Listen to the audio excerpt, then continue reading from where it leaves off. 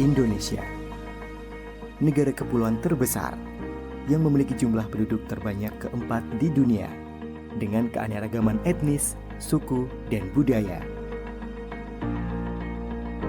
Pada tahun 2045 mendatang, Indonesia akan menyambut bonus demografi dengan tingginya populasi masyarakat usia produktif mencapai 66% dari total jumlah penduduk yang diproyeksikan sebesar 318 juta jiwa. Indonesia memiliki tantangan dan kesempatan dalam upaya meningkatkan kualitas sumber daya manusia, salah satunya melalui bidang pendidikan. Jakarta adalah salah satu kota besar di Indonesia yang terus berkembang, baik dari segi bidang pemerintahan, perekonomian, dan pendidikan. Salah satu pilar penyangga pendidikan perguruan tinggi utama di Jakarta adalah Universitas Nusa Mandiri yang didirikan oleh Yayasan Indonesia Nusa Mandiri pada tanggal 8 Agustus tahun 2001. Berdasarkan kebutuhan akan sumber daya manusia yang unggul dan merata, serta dalam rangka percepatan pendayagunaan teknologi dalam bidang ekonomi dan bisnis, maka Universitas Nusa Mandiri memiliki 3 kampus yang tersebar di 2 kota besar di Indonesia. Kampus Margonda Depok,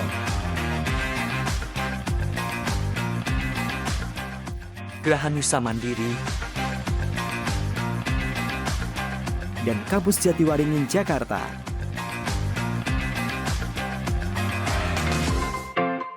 Untuk memenuhi kebutuhan sumber daya manusia di segala bidang, Universitas Nusa Mandiri memiliki 2 fakultas dengan 7 program studi.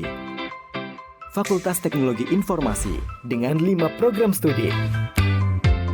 Program Doktor, program studi Informatika. Program Magister, program studi Ilmu Komputer. Program studi Sistem Informasi. Program studi Informatika. Program studi Sains Data. Fakultas Ekonomi dan Bisnis dengan 2 program studi. Program studi Manajemen. Program studi Bisnis Digital.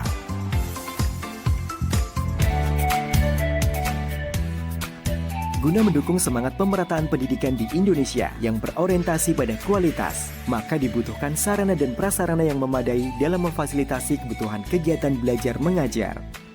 Dengan suasana akademik kampus yang nyaman dan modern, serta didukung dengan sistem informasi yang terintegrasi, Universitas Nusa Mandiri sebagai kampus digital menerapkan lingkungan pembelajaran berbasis Information Communication and Technology dengan sistem e-learning dan mobile application bagi calon mahasiswa, mahasiswa aktif, orang tua atau wali mahasiswa, karyawan dan dosen, serta alumni.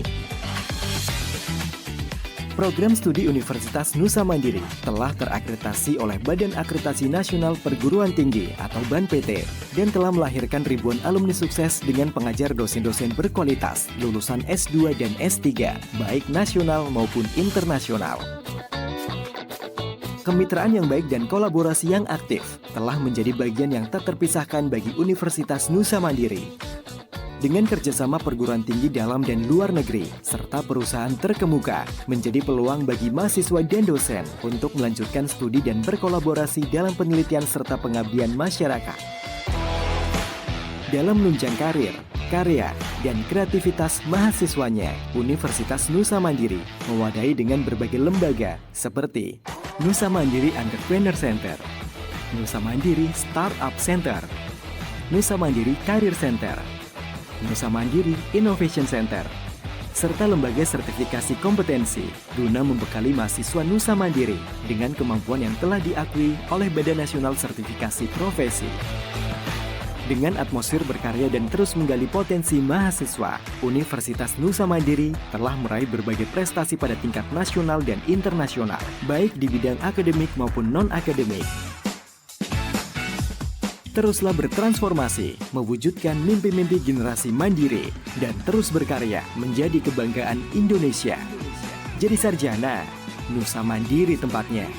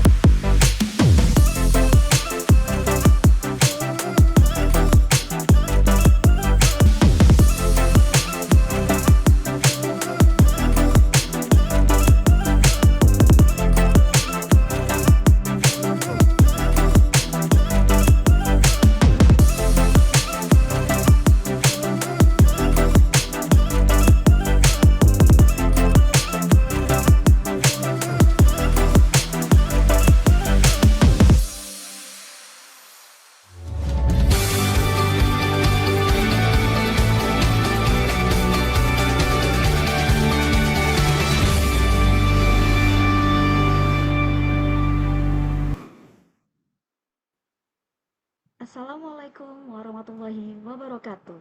Shalom, Om Swastiastu, Namo Buddhaya. Salam kebajikan, selamat pagi dan salam sejahtera untuk kita semua. Semoga di pagi hari ini, Bapak dan Ibu semua dalam keadaan yang sehat, semangat, dan tentu saja sudah siap untuk mengikuti rangkaian acara hingga selesai. Perkenalkan, saya Jordi dan rekan saya Anggi, yang pada kesempatan pagi hari ini akan menemani Bapak Ibu sekalian sebagai pembawa acara. Sebelumnya izinkan kami untuk menyapa para hadirin sekalian. Yang terhormat, Rektor Universitas Nusa Mandiri, Ibu Profesor Dr. Insinyur Diza Riana SSI, MMkum, IPU ASEAN Eng. Yang kami hormati, Wakil Rektor 1 Bidang Akademik, Universitas Nusa Mandiri, Ibu Dr. Nita Merlina MKom, yang kami hormati Wakil Rektor 2 Bidang Non-Akademik Universitas Nusa Mandiri Bapak Arif Dayat SSMHum. yang kami hormati seluruh dekan, prodi, dan seluruh dosen Universitas Nusa Mandiri, yang kami hormati para narasumber yang akan memberikan materi pada hari ini, dan yang kami hormati dan kami banggakan seluruh peserta yang telah bergabung melalui Zoom Meeting. Semoga kegiatan ini dapat memberikan gambaran komprehensif sekaligus inspirasi bagi Bapak dan Ibu yang ingin melanjutkan studi ke jenjang doktoral, khususnya di bidang informatika. Selamat datang pada acara Open House Pradoktoral Universitas Nusa Mandiri yang disiarkan melalui Zoom Meeting dengan mengusung tema Your journey to a doctorate begins with the right proposal.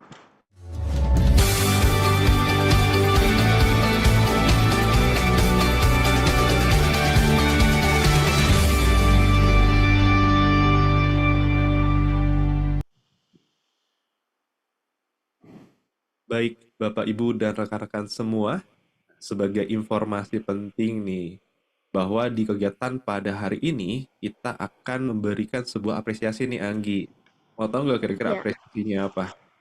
wah apa ya kira-kira Jordi ya? Nah, jadi buat teman-teman semua yang mendaftar program Doktoral Informatika Universitas Nusa Mandiri hari ini akan kami berikan jaket varsity. Nah, ini Wah, jaketnya keren banget ya.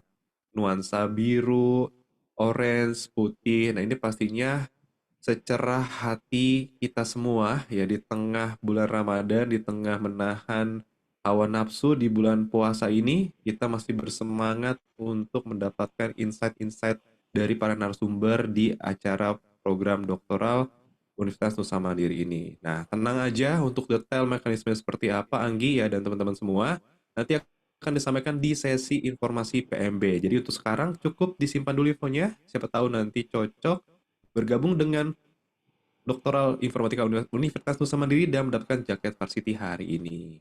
wah pasti jaketnya keren banget ya, Iya, Jordi betul ya. banget dong. Oke, baik Bapak Ibu, untuk mengawali rangkaian kegiatan webinar Open House Pradoktoral Universitas Nusa Mandiri pagi hari ini, kita akan mendengarkan welcome speech yang akan disampaikan langsung loh oleh Rektor Universitas Nusa Mandiri kepada Ibu Profesor Dr. Insinyur Dwi Zariana, SSI, MM, MKom IPU ASEAN Engineering. Kami silakan Ibu, waktu dan layanan.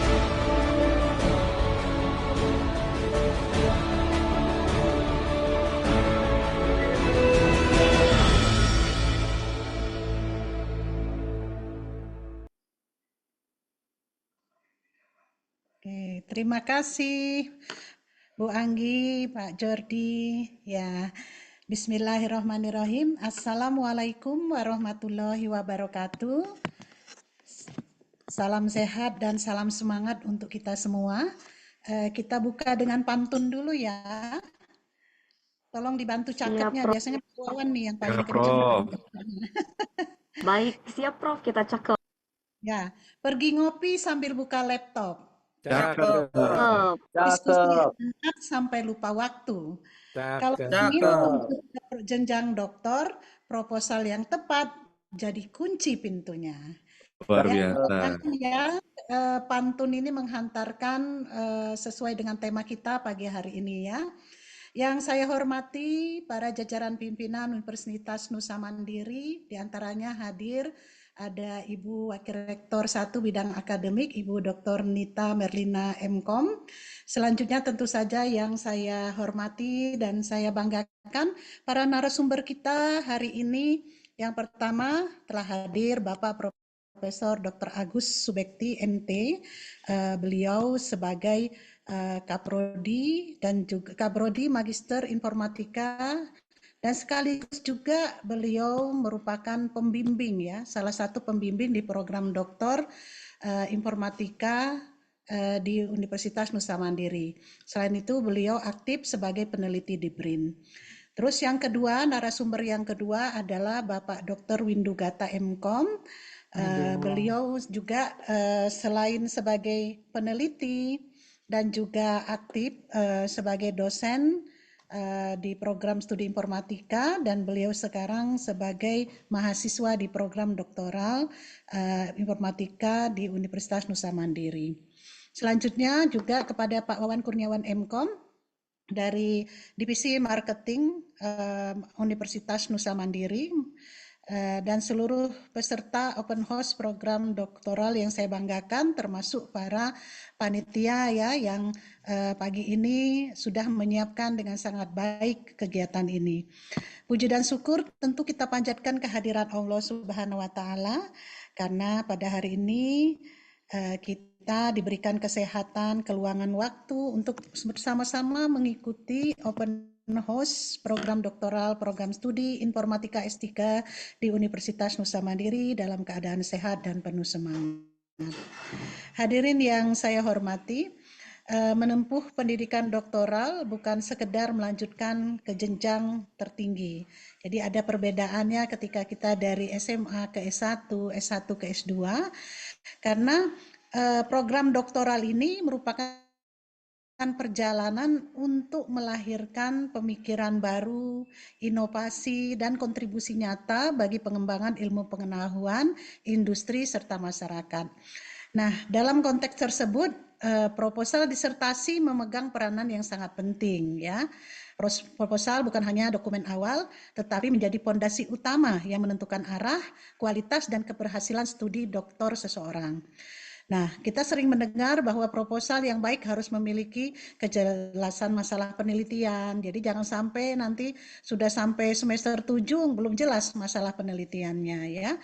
Kemudian kebaharuan ilmiah atau novelty yang mau diusulkan, kemudian bagaimana novelty itu disajikan dalam metodologi yang tepat, serta relevansi terhadap tantangan nyata, karena kita bidang informatika, maka ya tentu saja di bidang informatika dan teknologi digital. Kami dari Universitas Nusa Mandiri merasakan bahwa kemampuan dari calon mahasiswa program doktoral untuk menyiapkan proposal yang baik itu perlu disupport ya, karena kami tidak menginginkan calon mahasiswa masuk baru berpikir untuk proposal, karena kasihan kalau sampai menyanyiakan satu semester ya, atau bahkan lebih semester karena masih bingung terhadap proposalnya. Jadi melalui kegiatan open house pradoktoral ini, UNM ingin membimbing calon mahasiswa doktoral sejak tahap awal, yaitu bagaimana memahami, menyusun proposal yang kuat, terarah, dan layak secara akademik. Kami sangat mengapresiasi kehadiran para narasumber yang kompeten dan berpengalaman ya. Terima kasih sekali lagi kepada Profesor Dr. Agus Subekti MT, Bapak Dr. Windugata MKom, Associate Professor, dan Bapak Wawan Kurniawan MKom. Diharapkan diskusi kita pada hari ini dapat memberikan wawasan yang komprehensif, mulai dari aspek akademik, riset, hingga strategi komunikasi kesiapan studi doktoral. Bapak Ibu hadirin yang berbahagia, program studi informatika S3 UNM ini memang kami kembangkan dengan dukungan dosen dan peneliti yang aktif, kolaboratif, serta berorientasi pada riset unggulan dan publikasi bereputasi. Kami tentu berkomitmen untuk mencetak lulusan doktor informatika yang tidak hanya unggul secara akademik, tetapi diharapkan juga mampu memberikan dampak nyata bagi pembangunan bangsa dan kemajuan teknologi. Nah, mungkin itu prolog pembukaan dari saya. Kalau tadi dibuka dengan pantun, maka izinkan saya menutup kembali dengan pantun ya. Pelan-pelan mendaki gunung tinggi. Cakep. Asal konsisten pasti sampai. Jadi dokter bukan hanya sekedar gelar di diri, tapi insya Allah jejak ilmu yang bermanfaat bagi negeri. Ya, terima kasih. Wah, ada itu virtual ininya ya, virtual applause-nya. Terima kasih semuanya. Mudah-mudahan pertemuan kita pada pagi hari ini bisa membawakan suatu pencerahan dan makin memantapkan keinginan Bapak Ibu untuk melanjutkan yang tadinya masih ragu, mungkin setelah mengikuti kegiatan ini, oh ternyata menjadi seorang dokter menyiapkan proposal itu bukan sesuatu yang mengerikan, tetapi bisa dilakukan oleh siapa saja asal ada keinginan. Mudah-mudahan bisa dimanfaatkan sesi hari ini sebaik mungkin. Jangan ragu untuk bertanya, berdiskusi, dan menggali sebanyak-banyaknya. Selamat mengikuti Open House Pradoktoral S3 Informatika di Universitas Nusa Mandiri. Terima kasih, namun sebelumnya saya mohon maaf, mungkin saya silent karena di waktu yang bersamaan saya harus bergabung ke acara Guru Besar Informatika Mengabdi. Kita hari pagi ini berkumpul seluruh guru besar di informatika yang di bawah Aptikom karena kami lagi membicarakan program-program unggulan, dan mudah-mudahan salah satu topik mengenai bagaimana proposal doktoral untuk mensupport mereka yang mau S3 bisa menjadi satu program yang menarik. Terima kasih sekali lagi, selamat berdiskusi, semoga memberikan manfaat dan berkah bagi kita semua. Wassalamualaikum warahmatullahi wabarakatuh.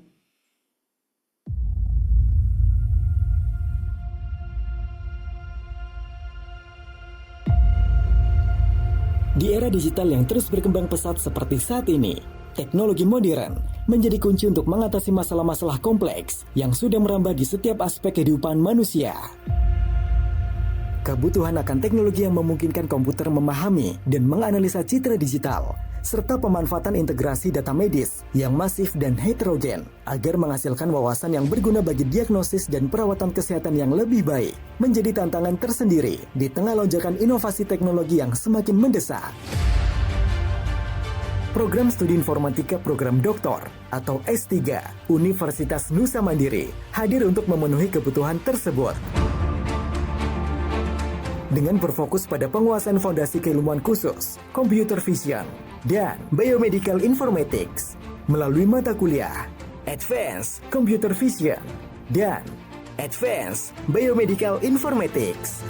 Universitas Nusa Mandiri berkomitmen untuk menyediakan pendidikan berkualitas tinggi untuk mendukung penelitian dan pengembangan terbaru di bidang tersebut. Program Studi Informatika Program Doktor atau S3 Universitas Nusa Mandiri dirancang untuk para peneliti, dosen, dan pemimpin perusahaan atau instansi yang ingin memperdalam pengetahuan agar bisa terus berkontribusi pada inovasi teknologi. Kami percaya bahwa penelitian adalah jantung dari pendidikan doktoral. Oleh karena itu, kami menyediakan fasilitas laboratorium yang lengkap dan kolaborasi dengan lembaga riset terkemuka. Struktur kurikulum dirancang agar bisa mendukung proses penelitian, yaitu dengan perkuliahan tatap muka 1 semester dan 5 semester untuk fokus penelitian serta publikasi. Program Studi Informatika Program Doktor Universitas Nusa Mandiri juga langsung memantapkan diri bekerja sama dengan Fakultas Ilmu Komputer Universitas Indonesia. Lulusan program Studi Informatika Program Doktor memiliki kompetensi tinggi untuk berkarir sebagai peneliti, dosen, konsultan, maupun pemimpin di berbagai sektor industri teknologi. Mereka dibekali dengan kemampuan untuk mengembangkan solusi inovatif di bidang komputerisasi yang bisa diterapkan di berbagai industri seperti kesehatan, keamanan digital, pertanian, kelautan, dan lain-lain. Selamat datang di program doktoral Informatika Universitas Nusa Mandiri. Disinilah tempat para peneliti, praktisi, dan akademisi berkumpul untuk mengembangkan keilmuan dan menghasilkan pemimpin di bidang teknologi dan inovasi masa depan. Segera daftarkan diri Anda melalui aplikasi MyNusa PMB atau via website pmb.nusamandiri.ac.id.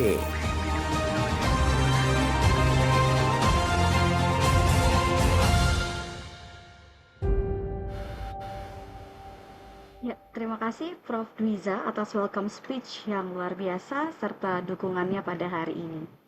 Baik, Bapak Ibu, selanjutnya mari kita simak bersama penyampaian materi dari narasumber pertama, yaitu Bapak Profesor Dr. Agus Bakti MT, Dia merupakan ketua program studi Magister Informatika UNM dan juga peneliti di Badan Riset dan Inovasi Nasional yang akan menyampaikan materi tentang Your Journey to a Doctorate Begins with the Right Proposal pada Bapak Profesor Dr. Agus Buktiante. Kami silakan.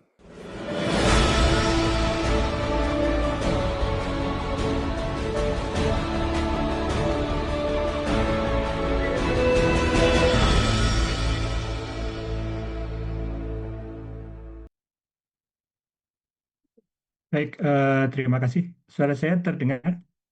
Sudah terdengar, Prof? Oke. Ya, terima kasih kepada Pak Jordi dan Bu Anggi. Apa kabar? Baik. Mudah-mudahan Alhamdulillah semuanya baik, baik ya. Prof. Iya. Oke, teman-teman semua, di bincang pagi ini kita akan berdiskusi mungkin santai aja ya tentang bagaimana mempersiapkan proposal ya untuk masuk daftar sebagai mahasiswa S3 di Universitas Nusa Mandiri.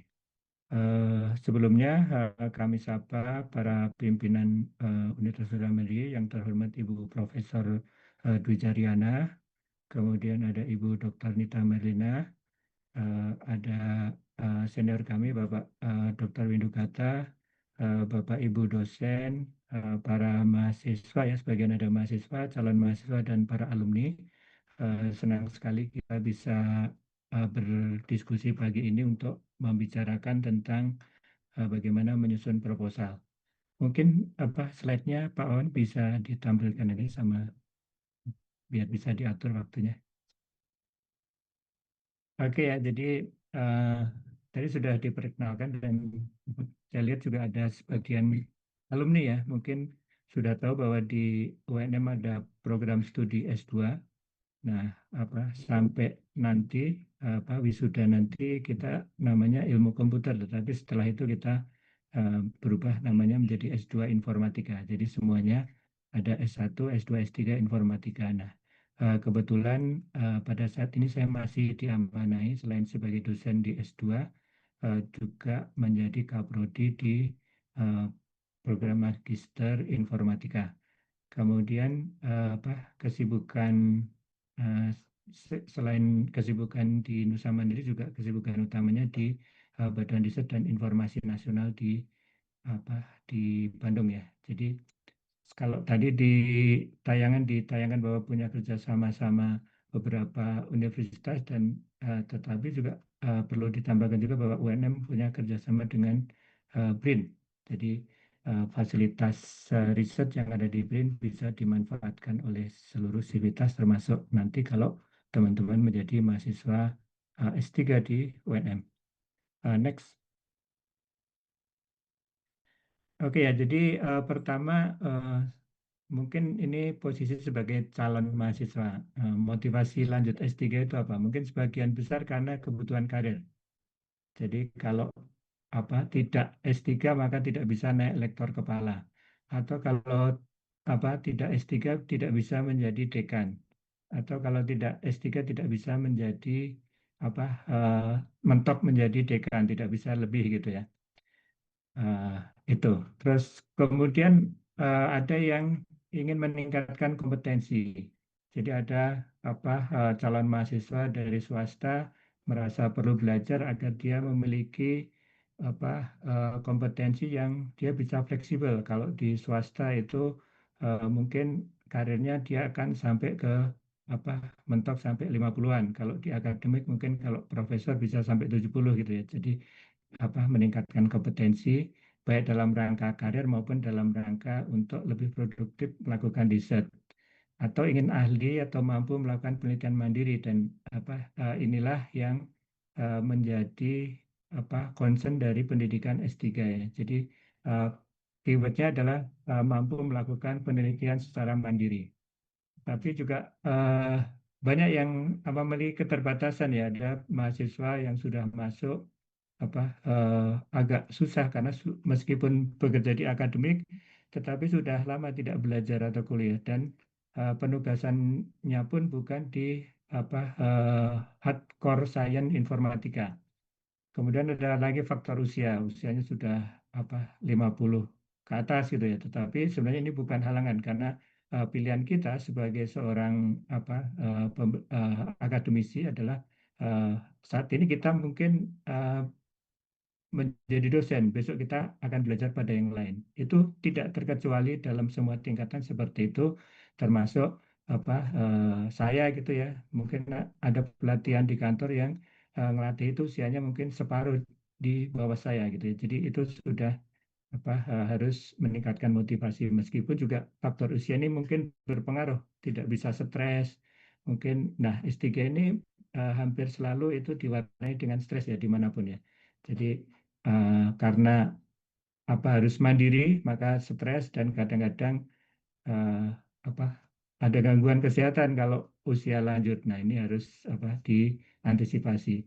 Kemudian pekerjaan, jabatan dan tanggung jawab itu tidak bisa full. Nah, ini yang harus sejak awal direncanakan ya. Jangan sampai karena kita punya milestone semesteran, seminggu sebelum milestone misalnya ada seminar kemajuan, ada seminar proposal itu baru baru ingat lagi kalau S3 gitu. Itu jangan sampai seperti itu.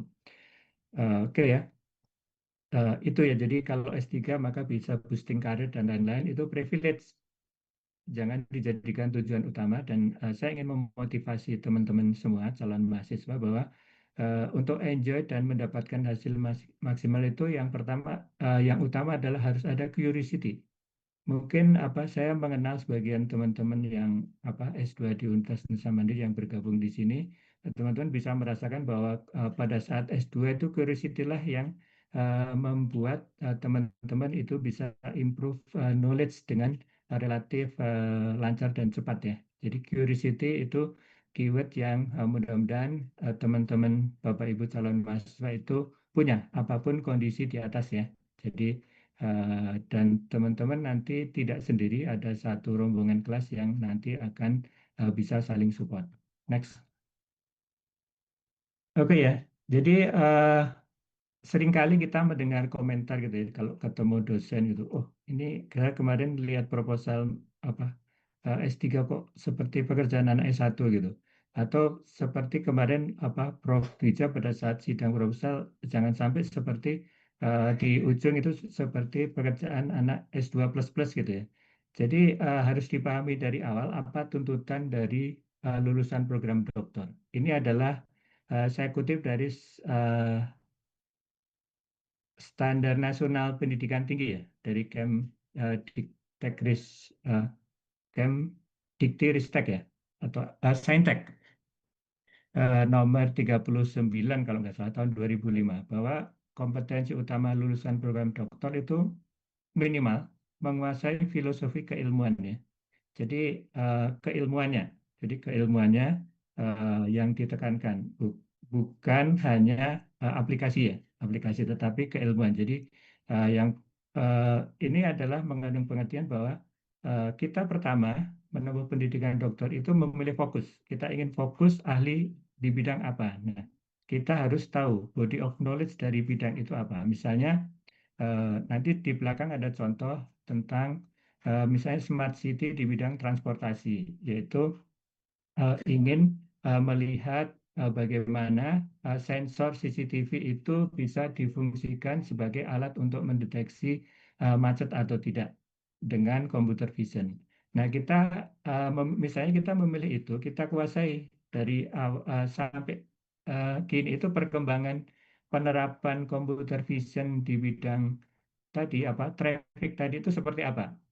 Jadi kita apa itu. Terus kemudian kita kuasai toolsnya, yaitu computer visionnya. Apakah misalnya object detection atau classification atau misalnya generative model atau yang lain gitu ya. Kita telusuri dan kita akan menjadi orang yang paham di bidang itu dan menjadi tempat bertanya. Jadi teman-teman nanti menjadi tempat bertanya dari sejawat yang lain dan juga dosen. Oh, perkembangan terkininya apa di bidang itu. Kemudian melakukan pendalaman dan perluasan. Jadi yang kedua inilah, jadi menguasai state of the art, keilmuannya, dan juga mampu menambahi, ya, menambahkan, jadi memberikan kontribusi orisinal.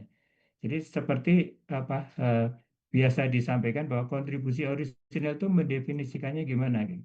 Jadi kalau misalnya teman-teman, oh ini belum pernah ada yang melakukan, itu bukan pernyataan yang tepat ya. Jadi kita harus menyebutkan yang pertama dulu. Orang sudah mengerjakan ini, dan saya menambahkan kekurangan di sini dalam bidang keilmuannya ya. Jadi dalam bidang keilmuannya. Jadi seringkali mungkin teman-teman eh, merasa bahwa ini sudah improve gitu. Saya menerapkan misalnya transfer learning.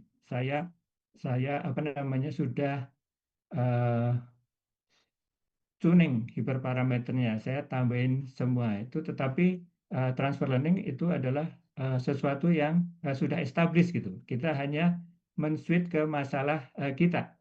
Jadi itu masih kurang untuk lulusan program dokter, harus di keilmuannya, misalnya di arsitekturnya.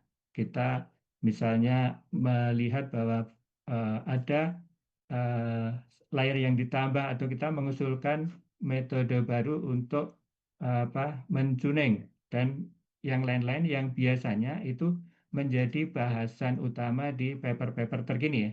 Jadi apakah itu ilmu pengetahuan atau tidak, itu bisa didapatkan apakah di paper terkini itu juga membahas itu. Next. Nah, kalau kita bedakan dengan sarjana dan magister, itu sarjana itu jadi dia seperti ini. Jadi dia eh, memiliki problem problem real misalnya atau problem scientific, tetapi dia hanya mengulangi yang sudah dilakukan orang. Ya. Dengan pengetahuannya itu dia mengulangi yang sudah established dan dikerjakan orang. Jadi tidak diharapkan menambahkan kontribusi. Sedangkan program magister itu ya ini menguasai teori bidang pengetahuan tertentu untuk mengembangkan. Jadi di sini ada inovasinya, inovasi yang tidak sedalam doktor ya. Makanya doktor itu waktunya 3 tahun bahkan kadang kurang. Itu karena tuntutan tadi ya. Jadi salah satu keyword dari program dokter adalah studinya harus biasanya sempit tetapi dalam ya, bukan bukan lebar ya, tetapi sempit dan dalam, dan kita bisa menyatakan pendapat gitu. Jadi eh, yang sebelumnya ini memiliki kelemahan di sini, kita counter atau kita improve di sini gitu, dan kita me, apa melakukan pendapat bahwa ini itu secara keilmuan. Jadi kalau misalnya kita bikin apa permasalahan gitu, kita bisa bikin model matematisnya dan peer-nya seperti apa. Oke, next. Ya, jadi ini ya, pendidikan dokter adalah training untuk menjadi peneliti mandiri ya. Jadi dokter itu bukan pelatihan untuk menjadi pejabat ya, atau bukan pelatihan untuk apa menjadi apa ya. Jadi ya, yang kalau sekarang mungkin sudah sibuk menjadi pejabat, terus kemudian pengen dokter biar di luar bidang yang biasa ditekuni, itu sebenarnya itu sangat bagus ya, karena itu semangat belajar yang bagus. Tetapi sebenarnya dokter itu hakikatnya adalah training untuk menjadi peneliti mandiri. Jadi dalam alurnya itu termasuk memilih fokus riset dan keahlian yang akan didalami. Dan ini tadi ya, pesan Prof. Dwija tadi harus di-highlight bahwa jangan sampai satu semester hilang karena kita tidak bisa memilih fokus. Jadi eh, apa teman-teman ingin fokus riset dan keahlian yang akan didalami di mana itu? Jadi ahli dan berkontribusi. Jadi ahli menguasai yang sampai yang terkini dan menambahkan kontribusi. Kemudian merencanakan riset ya. Jadi merencanakan riset, nanti ada output yang dievaluasi yaitu proposal, melakukan riset, kemudian mempublikasikan kontribusi orisinal hasil riset. Jadi diharapkan teman-teman nanti itu mungkin 1-2 bulan pertama bingung gitu, tetapi harus segera fokus ke sini. Kemudian memformulasikan open problem dan juga mulai menuliskan usulan-usulan. Jadi itu semua diharapkan teman-teman nanti itu akan lebih curiosity akan lebih terpenuhi, lebih bersemangat kalau ditargetkan bahwa setiap bulan itu saya harus setiap bulan, setiap semester itu saya harus apa mempublikasikan pendapat saya gitu, biar bisa dinilai orang, minimal di review orang di semua tingkatan ya. Kalau misalnya ini apa jurnal Sinta 2 ya udah jurnal Sinta 2 dulu, pilih yang reviewnya itu bisa memberikan feedback ke kita.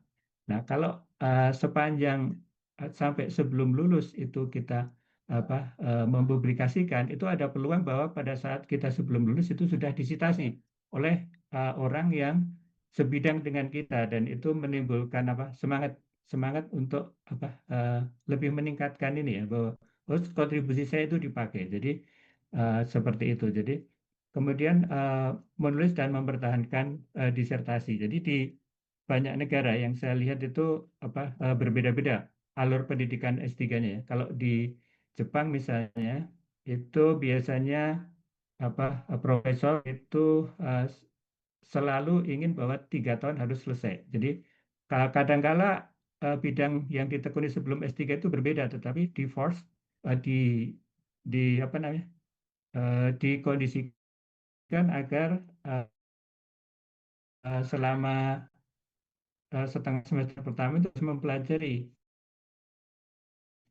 fokus riset profesor itu, sehingga 1-2 bulan pertama terus kemudian dia apa melakukan penelitian mandiri tentang kira-kira metode baru apa yang akan dipropos, itu tanpa ada sidang proposal, seminar kemajuan, tidak ada ya. Jadi hanya biasanya dibimbing oleh satu profesor.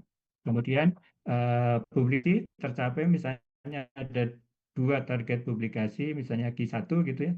Kemudian nanti pada saat sidang itu apa hanya sidang terakhir, sidang biasa gitu, dan itu hanya tanya jawab saja ya, tanya jawab, tidak apa karena sudah dipublikasikan itu sudah membuktikan bahwa apa pendapatnya itu diterima oleh peer review.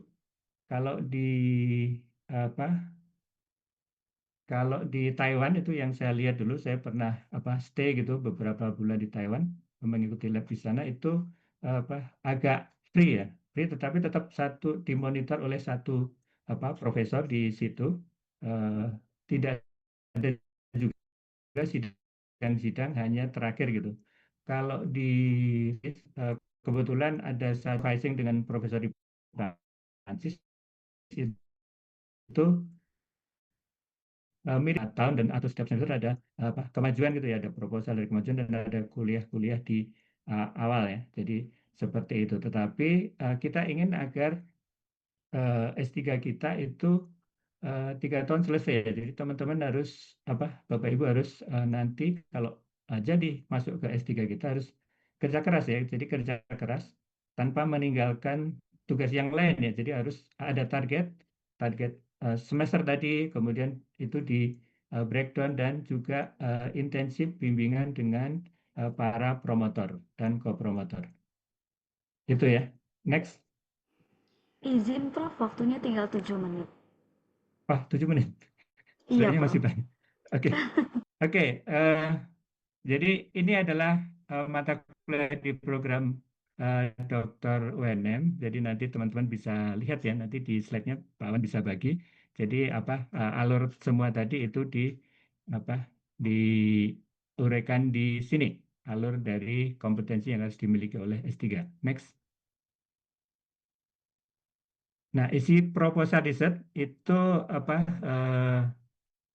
ini isinya adalah domain problemnya apa, kemudian signifikasi riset, kenapa riset itu penting. Nah, yang penting di sini adalah open research problems. Jadi sepanjang apa sidang proposal, apa seminar proposal itu sebagian besar masih apa kurang strong open research problem. Jadi kalau mendefinisikan open research problem itu ya didukung dengan referensi bahwa ini adalah open research problem dan paper-paper ini yang menyelesaikan masalah open research problem yang sama. Paper-paper sudah dilihat. Kemudian rencana penelitian yang diusulkan. Next. Nah, ini adalah format yang diminta oleh saya sebut proposal pra S3 karena ini untuk melamar S3 ya. Jadi di sini ada apa nama calon, usulan promotor dan usulan kopromotor ya. Jadi kalau di S3 itu namanya promotor karena dia akan mempromosikan Anda nanti semua kalau penelitian dinyatakan selesai untuk mendapatkan gelar doktor ya. Kalau dulu kita mengenal istilah promotor itu ditinju ya. Kalau promotor itu tidak ikut bertinju. Jadi biasa kita sebut, oh ini riset riset dari mahasiswa gitu. Promotor itu supervise saja, mensupervisi. Jadi yang tahu detailnya adalah promotor. Makanya harus mandiri. Next. Nah, ini kurang lebih tadi ada bagian-bagiannya, rangkuman usulan penelitian disertasi itu menjawab ini, apa yang akan diteliti, bagaimana penelitian akan dilakukan, metodenya, kemudian apa hasil yang diharapkan. Next. Kemudian latar belakang penelitian disertasi itu, mengapa riset ini penting? Signifikasi riset, ya. Jadi mengapa riset ini penting? Mungkin dituliskan dulu kalimat utamanya, habis itu baru didukung kalimat-kalimat yang menjelaskan itu ya, 150 sampai 300 kata. Nah, ini bisa didapatkan dari referensi. Next. Kemudian permasalahan yang diangkat ini diharapkan adalah open research problem. Jadi memang di referensi itu masalah yang diangkat itu adalah open riset ya, riset problem. Jadi tidak sekedar masalah yang kita temukan sehari-hari, tetapi memang itu masalah riset. Next. State of the art dari penelitian disertasi, tadi kita mendefinisikan open research. Nah, paper-paper mana yang memecahkan open research itu? Inilah yang sebaiknya disertakan di state of the art. Jadi solusi-solusi apa yang sudah ada di referensi. Next. Kemudian potensi gap ya dan lain-lain. Ini deskripsi kelemahan dari state of the art. Kemudian rencana metode yang akan kita usulkan. Jadi ini yang diminta singkat ya, tetapi concise. Next. Kemudian roadmap. Jadi setiap tahap itu apa yang akan dicapai. Next. Kemudian daftar pustaka. Oke, next. Nah, ini adalah beberapa hal yang bisa menjadi referensi untuk membuat dia mau riset di bidang apa. Jadi ini ada isu nasional, itu ada prioritas nasional. Ini yang ada di Kemendikti Saintek ya. Ada pangan, kesehatan, energi dan seterusnya. Kemudian next. Ini ada yang dari hibah itu macam-macam. Kemudian yang nomor 2, kontribusi terhadap industri strategis itu adalah salah satu poin penilaian pada seleksi LPDP. Kebetulan beberapa bulan yang lalu saya ikut menyeleksi penelamar beasiswa LPDP dan inilah yang mendapatkan poin besar kalau dia fit-nya di sini. Pangan, energi, pertahanan, transportasi, IT, dan material maju dan teknologi nano. Kemudian yang paling bawah ini adalah riset inovasi strategis yang ada di BRIN. Jadi ada ketahanan pangan dan ketahanan yang lain. Next.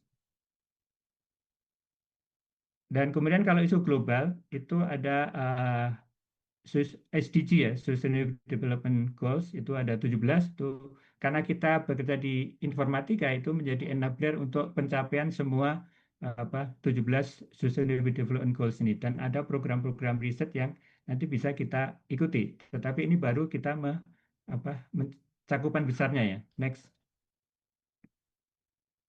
Kemudian ada salah satunya yang bisa inspiring juga adalah AI for Good. Ini adalah salah satu inisiasi dari ITU, Badan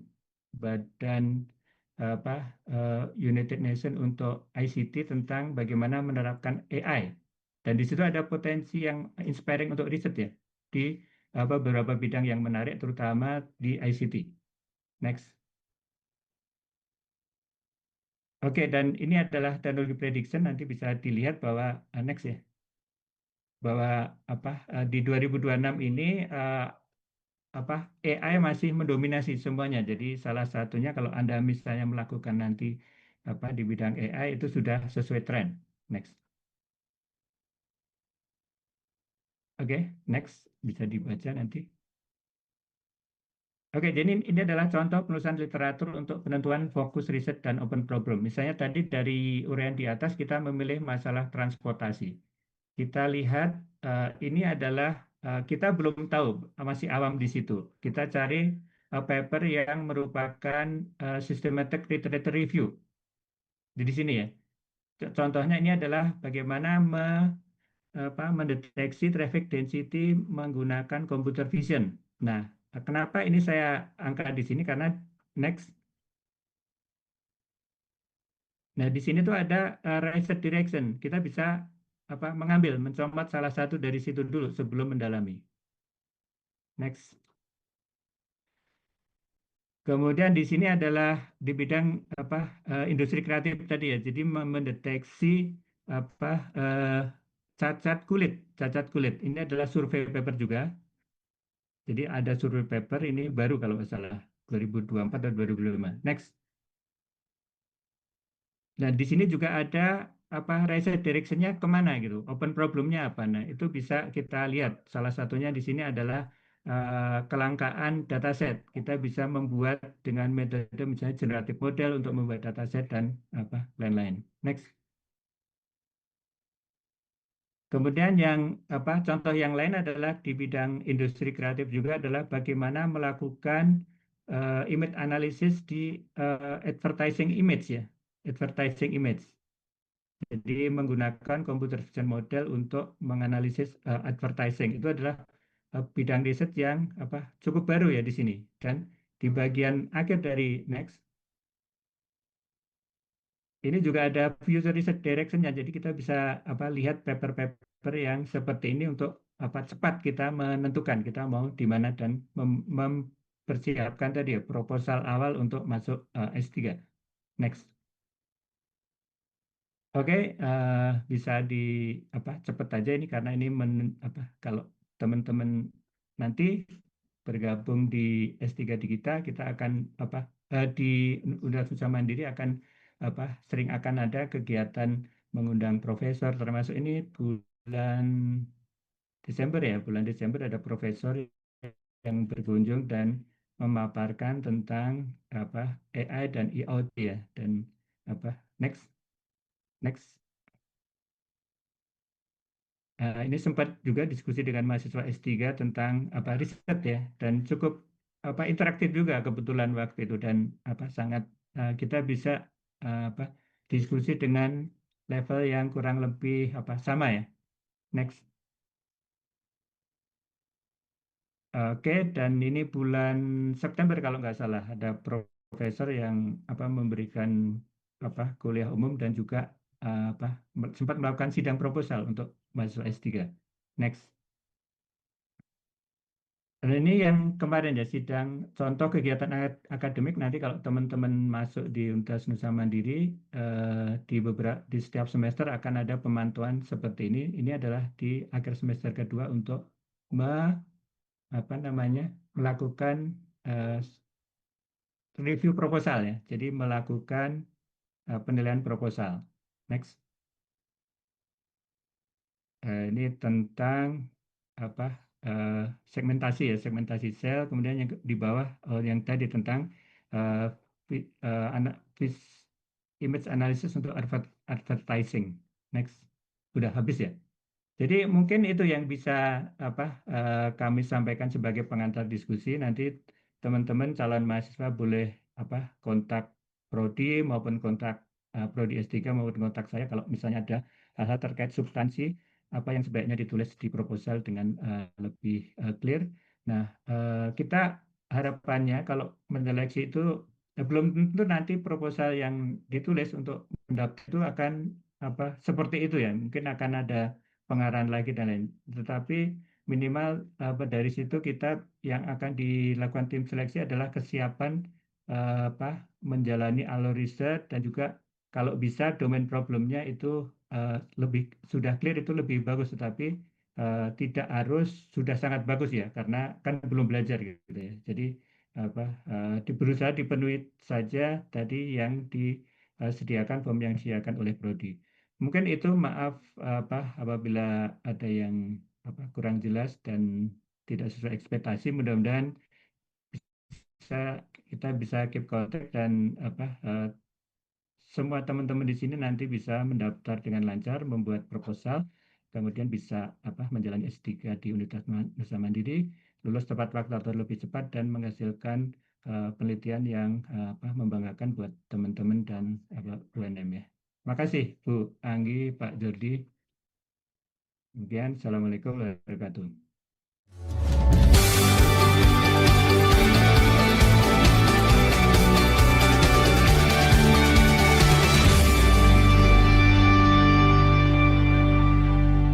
Ya, terima kasih Prof. Agus atas materi yang sangat menarik dan memberikan informasi yang cukup mendalam ya tentang pembuatan proposal S3 yang baik dan benar walaupun ada keterbatasan waktu. Baik, Bapak Ibu, mari kita lanjut ke materi kedua. Tapi sebelumnya saya mengingatkan ke Bapak dan Ibu untuk tetap stay tune ya selama acara ini dan dipersilakan Bapak Ibu untuk drop pertanyaannya di Zoom chat, nanti di sesi diskusi akan kita sampaikan ke para narasumber. Dan juga untuk materi-materi yang disampaikan oleh narasumber nanti akan kami share bersamaan dengan e-sertifikat. Jadi mohon untuk Bapak Ibu nanti di akhir sesi untuk mengisi presensi dan kuesioner. Baik, selanjutnya kita langsung undang narasumber kedua kita yang merupakan mahasiswa program Doktor Informatika Universitas Nusa Mandiri dan juga Ketua Himpunan Mahasiswa Doktor Informatika Universitas Nusa Mandiri. Pada Bapak Dr. Wintankom, kami silakan.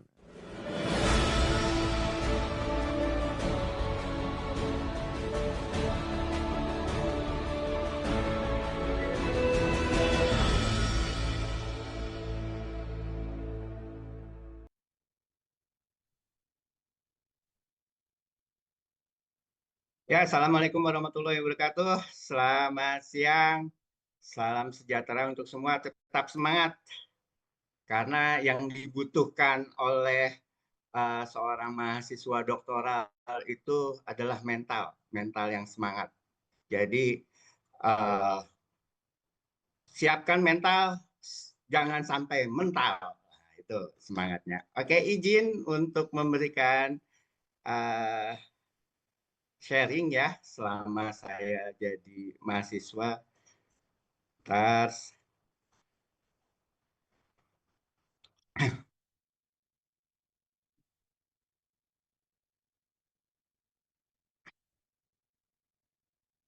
Ya, judulnya hampir mirip, tapi kalau tadi Prof. Agus, guru besar saya itu dari sisi dosen, mungkin saya ngelihatnya dari sisi mahasiswa aja ya. Mahasiswa, perkenalkan, saya Windu Gata. Saat ini kalau orang bilang Associate Prof. Dr. Windu Gata MCom, di mana saya seorang IT, AI, Computer Vision Researcher, sampai ke area saya juga seorang lecturer, saya juga seorang certified trainer, dan alhamdulillah saya juga pernah menjadi 2 dosen UNM terbaik serta instructor of the year di bidang data science di APJC atau Asia Pasifik Japan China. Jadi saya bisa mengalahkan banyak instruktur-instruktur yang ada di Asia Pasifik Japan China. Kemudian Bapak Ibu bisa melihat saya di LinkedIn, Dr. Windu Gata. Terus kemudian ini kalau ditanya, Pak Windu, Scopusnya berapa? Scopus saya sebanyak 28 dan Google Scholar saya 271. Nah, di sini saya berminat mengambil S3 doktoral di Nusa Mandiri. Waktu itu saya berpikir adalah oke lah, saya seorang data scientist, saya seorang lecturer, profesor lecturer, punya tulisan banyak. Tapi saya pikir-pikir ada yang kurang, gitu. Ada yang kurang. Ada satu data science yang saya masih belum kuasai waktu itu, yaitu computer vision. Ya, jadi saya lebih banyak ke data mining, ke text mining. Ternyata ada satu lagi yang saya berpikir adalah satu lagi yang saya harus kuasai, yaitu computer vision. Dan alhamdulillah di Nusa Mandiri saya ketemu orang-orang hebat nih. Saya selalu menganggap bahwa dosen-dosen atau guru-guru adalah perpanjangan dari Tuhan. dan itu adalah rezeki saya. Di sini ada Prof. Dwiza, ada Prof. Juf, ada Prof. Agus, ada Dr. Maria, Dr. Haris, Dr. Verda, Dr. Nita, Prof. Hilman, Dr. Ziko. Di mana di sini saya ngelihat dosen-dosen itu, wih, kompeten-kompeten nih, gitu loh. Jadi bukan hanya sekedar orang yang hanya bisa implementasi atau enggak bahasa orangnya itu adalah omon-omon doang, gitu ya. Di sini ternyata saya melihat mereka ini memang ahli di bidangnya, gitu ya. Dan mungkin bisa membantu saya berpikiran jauh tentang computer vision. Dan alhamdulillah sampai sekarang berkat bimbingan mereka IPK saya masih 4. Alhamdulillah. Gitu ya. Nah, terkait di sini saya mencoba melihat bahwa many people think the doctoral journey begins with the first lecture. In fact, it begins with the right proposal. Jadi saya sudah doktoral di tahun 2014, walaupun dulu manajemen pendidikan, saya selalu memegang ini. Jadi, many people think the doctoral journal begins with the first lecture. Orang berpikir pada saat kuliah, dia fight. Padahal fight yang pertama itu dimulai dari proposal yang baik, gitu ya. Itu selalu saya pegang. Dan alhamdulillah saya mencoba untuk sampai semester 3 ini saya memegang journey yang atau perjalanan saya berdasarkan proposal saya yang pertama, dan saya tidak berubah. Jadi jangan betul tadi kata Prof. Dwiza, kata Prof. Agus, bahwa kita jangan habis di satu semester untuk mikirin proposal. Jadi sebelum masuk ke doktor, sebelum ambil doktoral, buatlah proposal yang baik. Jadi pada saat kita masuk ke dalam doktor, kuliah doktor, kita udah sesuatu yang baik. Jangan sampai dulu saya pernah kejadian waktu saya mengambil doktoral yang pertama di tahun 2011, saya tidak siap dengan proposal, gitu ya. Kemudian akhirnya saya sampai membuat 10 proposal dan saya menghabiskan 3 semester untuk proposal doang. 3 semester untuk proposal doang. Jadi pada saat saya mencoba mengambil di S3 Nusa Mandiri, yang saya tekankan adalah saya harus menang di proposal dulu nih. Nanti kalau misalnya di proposal udah dapat, berarti saya berikutnya bisa dapat. Nah, kemudian berdasarkan jurnal waktu dulu, waktu saya masih kuliah doktoral, zaman dulu yang saya pikirkan yang pertama adalah kalau S1 kan implementasi. Kalau S2 kita mengembangkan. Nah, kalau S3 apa? Gitu. Ternyata saya mendapatkan kata kunci bahwa S3 itu apa waktu saya di semester 4.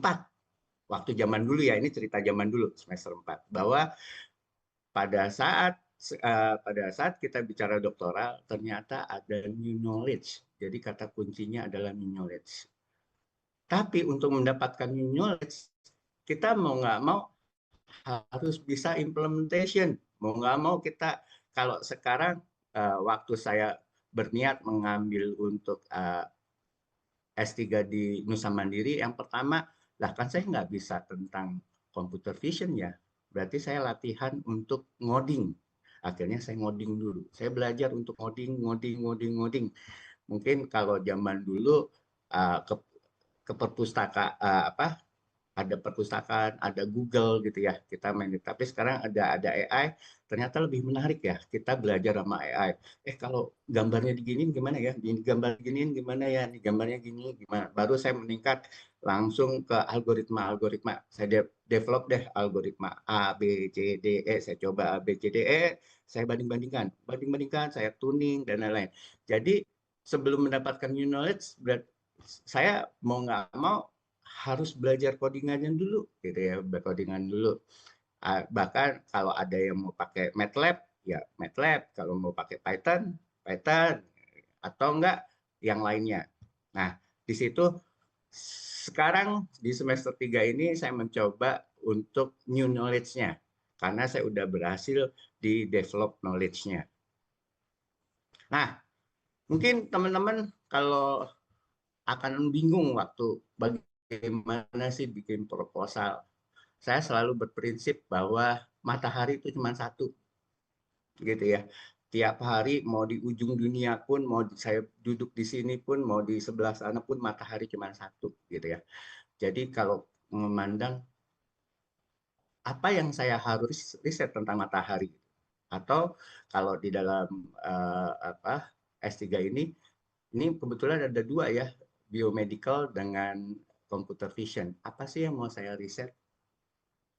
Itu udah banyak. Bahkan kalau kita jujur, udah hampir 38% itu riset di dunia ini tentang data analitik atau data mining itu udah habis di computer vision.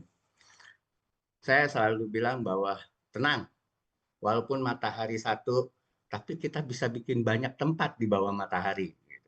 Jadi kalau kita ambil dari pariwisata, kita bisa mengambil sunset, bahkan kita bisa menjual sunset tersebut. Padahal setiap hari semua orang yang di muka bumi ini ngelihat matahari. Jadi kalau Bapak Ibu berpikir untuk ngambil S3 dan berpikiran mengambil proposal, pandanglah matahari, bahwa matahari itu cuma satu, tapi risetnya itu bisa banyak, tempatnya itu bisa banyak yang bisa kita gunakan dengan satu momen adalah matahari. Gitu. Nah, alhamdulillah sekarang bulan puasa, jadi saya sedikit sedikit berpikiran tentang agama. Benar gak sih bahwa ada proposal di dalam agama? Saya jawab ada. Bahkan waktu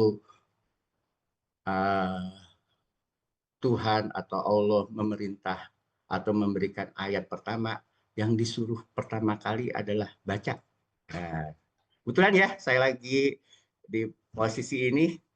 Mungkin teman-teman yang agamanya selain non-Islam, maaf karena saya orang Islam, tahunya Islam. Ya, di sini gimana sih kalau kita mau bikin proposal? Saya pertama kali pada saat dulu waktu saya ngambil doktoral di 2011 itu adalah yang pertama saya ingat surat ini adalah surat Al-Alaq, gitu ya. Sebetulnya Al-Alaq itu kalau kita lihat Bismillahirrahmanirrahim itu ada Iqra. Kita disuruh baca. Jadi waktu saya apapun ingin melakukan riset, pasti saya baca dulu. Baca. Dimana bacanya itu saya berdasarkan, di situ ada Rob itu ada Tuhan atau Tuhan yang memberikan aturan ini, dan kalau di situ saya juga, di S3 itu ada aturan ini. Caranya adalah baca. Nah, dibacanya itu saya melihat ada alaq. Jadi ada segumpal darah, bahwa kalau kita berpikiran sempit, mungkin berpikiran bahwa segumpal darah itu cuma titik doang. Padahal itu adalah perkembangan kita nanti bakalan jadi manusia, gitu ya. Jadi saya selalu berpikiran untuk di S3 ini, saya juga berpikiran adalah alaq, yaitu proposal. Yang dibutuhkan proposal dulu tuh kalau kita mau jadi manusia. Nah, di situ adalah Bismika Robikal. Di sini ada sesuai dengan peraturannya, dan di sini ada kolam. Ada, kalau kita mau baca itu ada yang bilang pena, ada itu bilang adalah knowledge. Jadi mau nggak mau kita harus baca sesuai aturan, kemudian kita mendapatkan knowledge. Nah, dari knowledge itu baru kita bisa dapetin namanya perkembangan sehingga dia bisa jadi manusia. Saya berpikir seperti itu juga, bahwa yang namanya sesuatu kegiatan, khususnya ambil doktoral itu adalah ada yang namanya al-alaq. Jadi ada namanya proposalnya, asal usulnya kita mau sekolah. Nah, ternyata dari kita ambil, ya Allah makasih, bahwa ada namanya Iqra. Kita baca dulu tuh, wah bahwa di Nusa Mandiri itu ada computer vision, ada biomedical. Jadi kita harus ngelihat dulu nih berdasarkan passion, atau mungkin kita berdasarkan ada yang ngasih duit, atau ada yang sesuai dengan arahan promotor. Jadi kita kalau kita udah berpikiran untuk bikin proposal, carilah promotor gitu ya, carilah promotor, bagaimana promotor itu bisa mengarahkan kita dan kita bisa menganggap itu adalah kepanjangan tangan dari Tuhan. Terus kemudian kita juga melihat dari trend research-nya. Ambil mungkin kita ambil dari web science, kan kita disuruh baca tuh, bacalah web science, bacalah Google Scholar, bacalah IEEE Explorer, bacalah Archive, bacalah ResearchGate. Kumpulin aja, ngerti nggak bakalan bisa kita ngerti secepat mungkin, nggak bakalan. Bagaimana caranya ngerti? Caranya ada systematic literature review. Jadi pengaturannya di situ tuh ada aturan-aturan. Kita coba ambil singkat terus begitu, terus habis itu nanti jadilah proposal. Yakin itu nanti bisa jadi proposal. Karena kalau di yang saya ambil itu di computer vision, itu ada beberapa macam yang kita bisa ambil. Ya, ada real time, ada sintetik, ada edge computing, ada healthcare, ada etik. Healthcare kita di biomedical ya. Terus ada advanced satellite, ada vision models, ada augmented, ada defect dan lain-lain. Saya langsung berpikir, banyak banget ya. Ternyata dari matahari itu banyak spot-spot yang bisa kita ambil. Nah, ternyata di computer vision itu spot yang saya mau ambil itu ada dua, ternyata real time sama computer vision sama edge computing. Nah, itulah yang saya pakai untuk proposal saya. Saya fokus di real time dan edge computing. Nah, di proposal itu ada title, ada background, ada state of the art, ada roadmap, ada method, ada design, ada schedule, ada reference. Berarti ini adalah asal-usulnya kita nih, atau yang kita bilang proposal. Di situ nanti bakalan judulnya sebagai apa. Di background itu gimana? Background itu tadi yang saya bilang. Ada permasalahan apakah itu adalah passion, apakah itu dari promotor atau supervisor, ada funding dan trend. Nah, background itu kita masukin aja, jebret gitu ya, kita masukin, terus kemudian mulailah dari background itu kita cari reference-nya yang tadi saya bilang adalah coba ambil dari segala macam. Itu ya. Karena dosen-dosen mau S1, S2, S3 pasti bilangnya baca. Nah, kumpulan bacaan kita itu kita nyebutnya adalah reference. Nah, setelah kita bisa menemukan reference tersebut, kita ambil tuh yang namanya state of the art. Mungkin kita ada perubahan sedikit ya dari apa yang pernah dilakukan oleh mereka. Mungkin kalau kita bicaranya pisang, ada pisang terus digoreng. Nah, gorengnya itu bisa jadi state of the art. Setelah ada pisang goreng dikasih coklat, berarti coklatnya state of the art. Itu yang saya selalu pikirkan. Mungkin pisang goreng coklat, terus kemudian dikasih keju, berarti kejunya adalah state of the art. Itu yang saya pikirkan dari awal selama jadi mahasiswa. Terus kemudian bagaimana caranya, kalau saya memilih tadi keju itu, berarti saya harus memilih bagaimana caranya saya mendapatkannya. berarti saya mau nggak mau roadmap. Nah, itu sebelum semester 1 saya udah lakukan, ini juga di semester 2 juga saya lakukan sampai semester 3 ini. Dan saya masih belum mendapatkan, waktu di semester 2 masih mendapatkan sesuatu untuk, kalau istilahnya benjolan, tapi kalau saya dapatkan pada saat semester 3 ini mulai dapat benjolannya. Tapi konsis dari proposal. Nah, Pak Windu, Pak Windu, ya izin waktunya nanti sampai 11.20 langsung kita lanjutkan ke sesi tanya jawab. siap, siap. Jadi Terima masih kasih. 5 menit lagi ya? Iya, betul. Ya, ya. Ini udah mau habis soalnya. Oke. Nah, jadi kalau zaman dulu berpikiran, Pak bikin proposal gimana? Bisa baca sana, baca sini. Saya juga meminjam AI. Jadi waktu itu saya juga berpikiran bahwa kalau dulu saya ke perpustakaan, ternyata ini ada perpustakaan yang lebih besar. Tapi saya ada etiknya. Jadi kalau Bapak Ibu untuk bikin proposal atau bikin research ini ada etiknya. Jadi dari UNESCO di sini ada centangannya ya. Nanti materinya bisa diambil. Tapi kalau misalnya Bapak Ibu tidak mempunyai kemampuan verifikasi bahwa keluarannya akurat, itu jangan pakai ChatGPT. Belajar dari awal. Gitu ya. Belajar benar-benar ngoding dari awal. Coding aja dari awal. Atau kalau kita di dalam tulisan, bisa nggak kita melakukan uh, etik ini, gitu ya.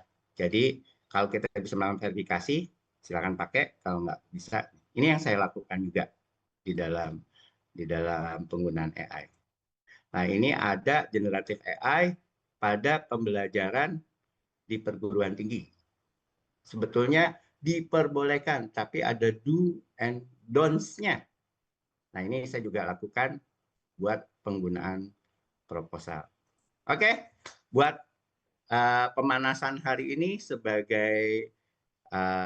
sebagai mahasiswa program Doktor Universitas Nusa Mandiri mau berterima kasih kepada Nusa Mandiri yang telah memberikan waktunya, dan saya bilang adalah program Doktor Universitas Nusa Mandiri itu keren.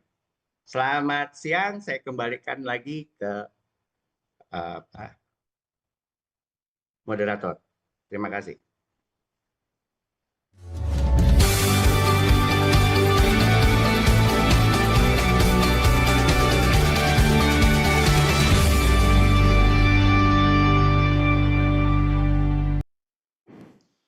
Baik, terima kasih Pak Dr. Widoga TMkom atas materi yang disampaikan. Semoga memberikan insight untuk kita semua ya Bapak dan Ibu. Amin. Baik, langsung saja Bapak Ibu, kita sudah mendengarkan dua materi dari dua narasumber hebat kita pada siang hari ini. Kita langsung saja masuk ke sesi diskusi yang pertama. Ya, ini langsung ada pertanyaan dari Zoom chat ya. Saya akan coba bacakan dari Bapak Ade Priyatna. Ya, izin para narasumber, berarti kepada kedua narasumber nanti mohon izin Prof. Agus dan Pak Dr. Windu untuk menjawab dari perspektif pribadi masing-masing. Bagaimana sih caranya kita mengetahui bahwa kita sudah mendapatkan new knowledge, atau mungkin di sini lebih ke arah novelty ya, atau kebaharuan. Semisal kita sudah baca banyak jurnal dan referensi yang kemudian saya meyakini bahwa ini adalah new knowledge. Akan tetapi mungkin dan bisa saja atau bisa jadi ada jurnal yang kelewat yang mungkin sudah menemukan new knowledge tersebut. Nah, mungkin ini bagaimana nih untuk mendeklar novelty yang sudah ditemukan? Mungkin dari Prof. Agus terlebih dahulu. Baik, terima kasih Pak Zoldi.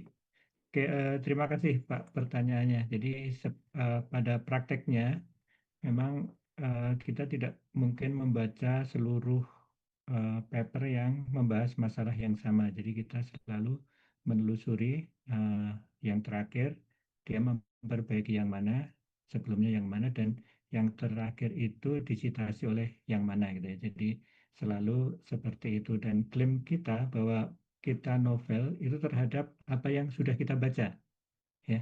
Jadi tidak perlu khawatir Pak Ade dan teman-teman bahwa eh, kita jangan-jangan ada yang mengerjakan hal yang lebih bagus atau yang lebih baru yang kita tidak tahu.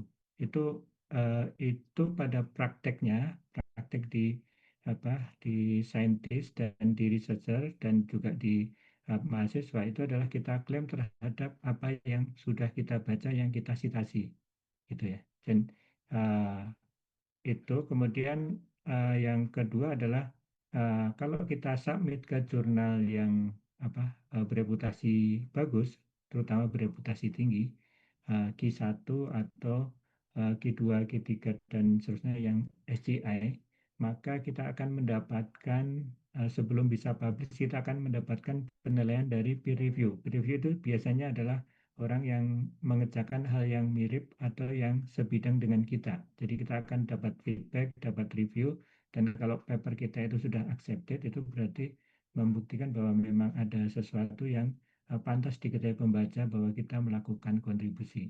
Jadi seperti itu Pak, kita klaim terhadap apa yang kita tahu dan kita cantumkan di referensi. Baik, Mungkin terima itu ya. kasih Terima kasih. Prof. Agus atas jawabannya. Selanjutnya mungkin Pak Dr. Windu untuk memberikan insight-nya terkait claim novelty. Siap. Ini dari sisi mahasiswa ya.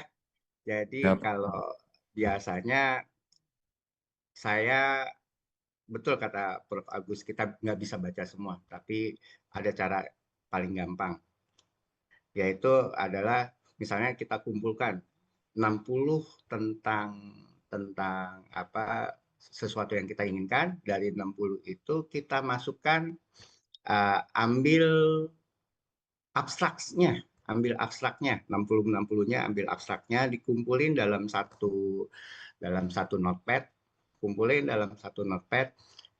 Nah, dari dalam satu notepad itu coba Bapak Ibu masukkan. Kita juga zaman sekarang udah mulai canggih ya. Saya dari sisi mahasiswa, saya masukkan saja dalam bentuk notepad itu ke dalam Gen AI.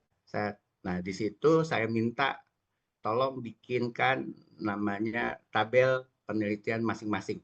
Nah, nanti dari tabel penelitian masing-masing, terus karena dia mempunyai knowledge dari seluruh dunia, dari penelitian tersebut kita baca tuh semuanya satu-satu, udah kita baca satu-satu, terus habis itu saya minta kepada uh, Gen AI, ini kalau saya membuat ini masih ada nggak penelitian lainnya? Itu nanti ada keluar tuh. Jadi saya banyak belajar dari sisi Gen AI, tapi bukan versi copy paste ya. Kita belajar dari Gen AI. Nah, nanti keluar semuanya, keluar sotanya.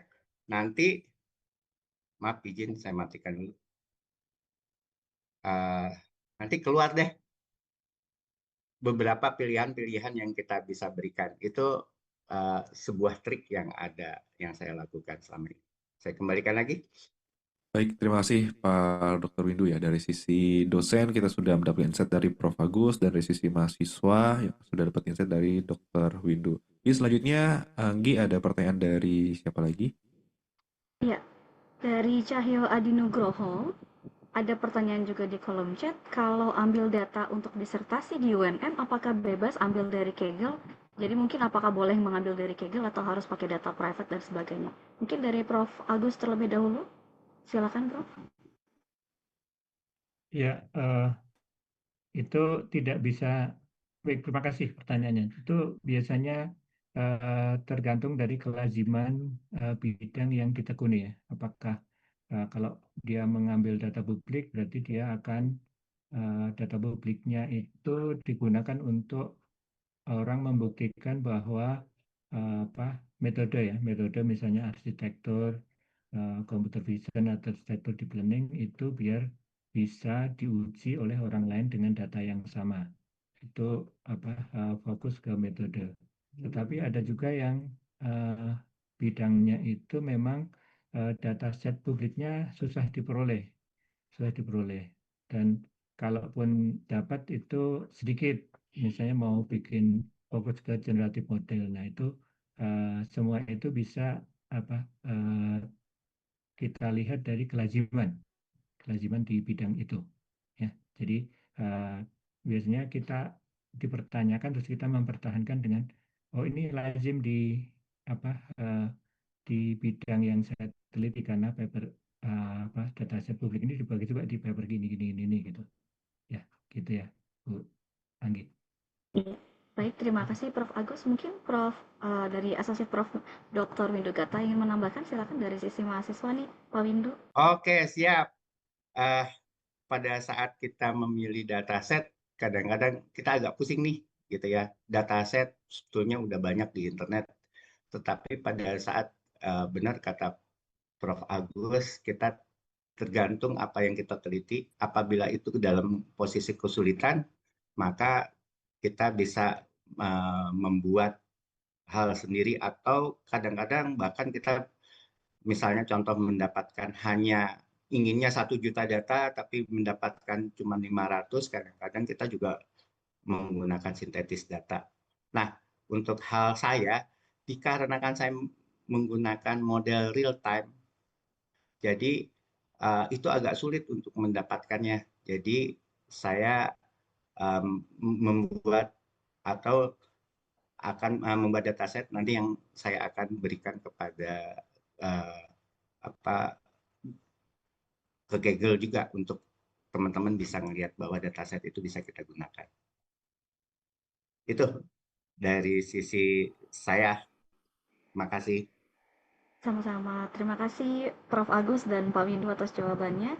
Semoga dapat menjawab pertanyaan dari Cahyo Adinugroho. Jadi itu tergantung dari penelitiannya apa ya. Baik, mungkin dari Jordi ada lagi pertanyaan yang ingin dibacakan nih.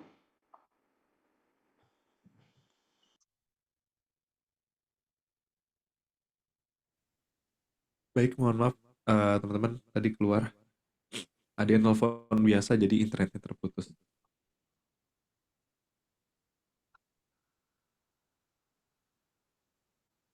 Ya, mungkin satu pertanyaan lagi ya, Jordi. Ini dari Ya. Pak Ade Priyatna. Boleh dibaca, Jordi, Bentar. di kolom chat. Di chat saya terhapus. Mungkin bisa dibantu. Ya, baik.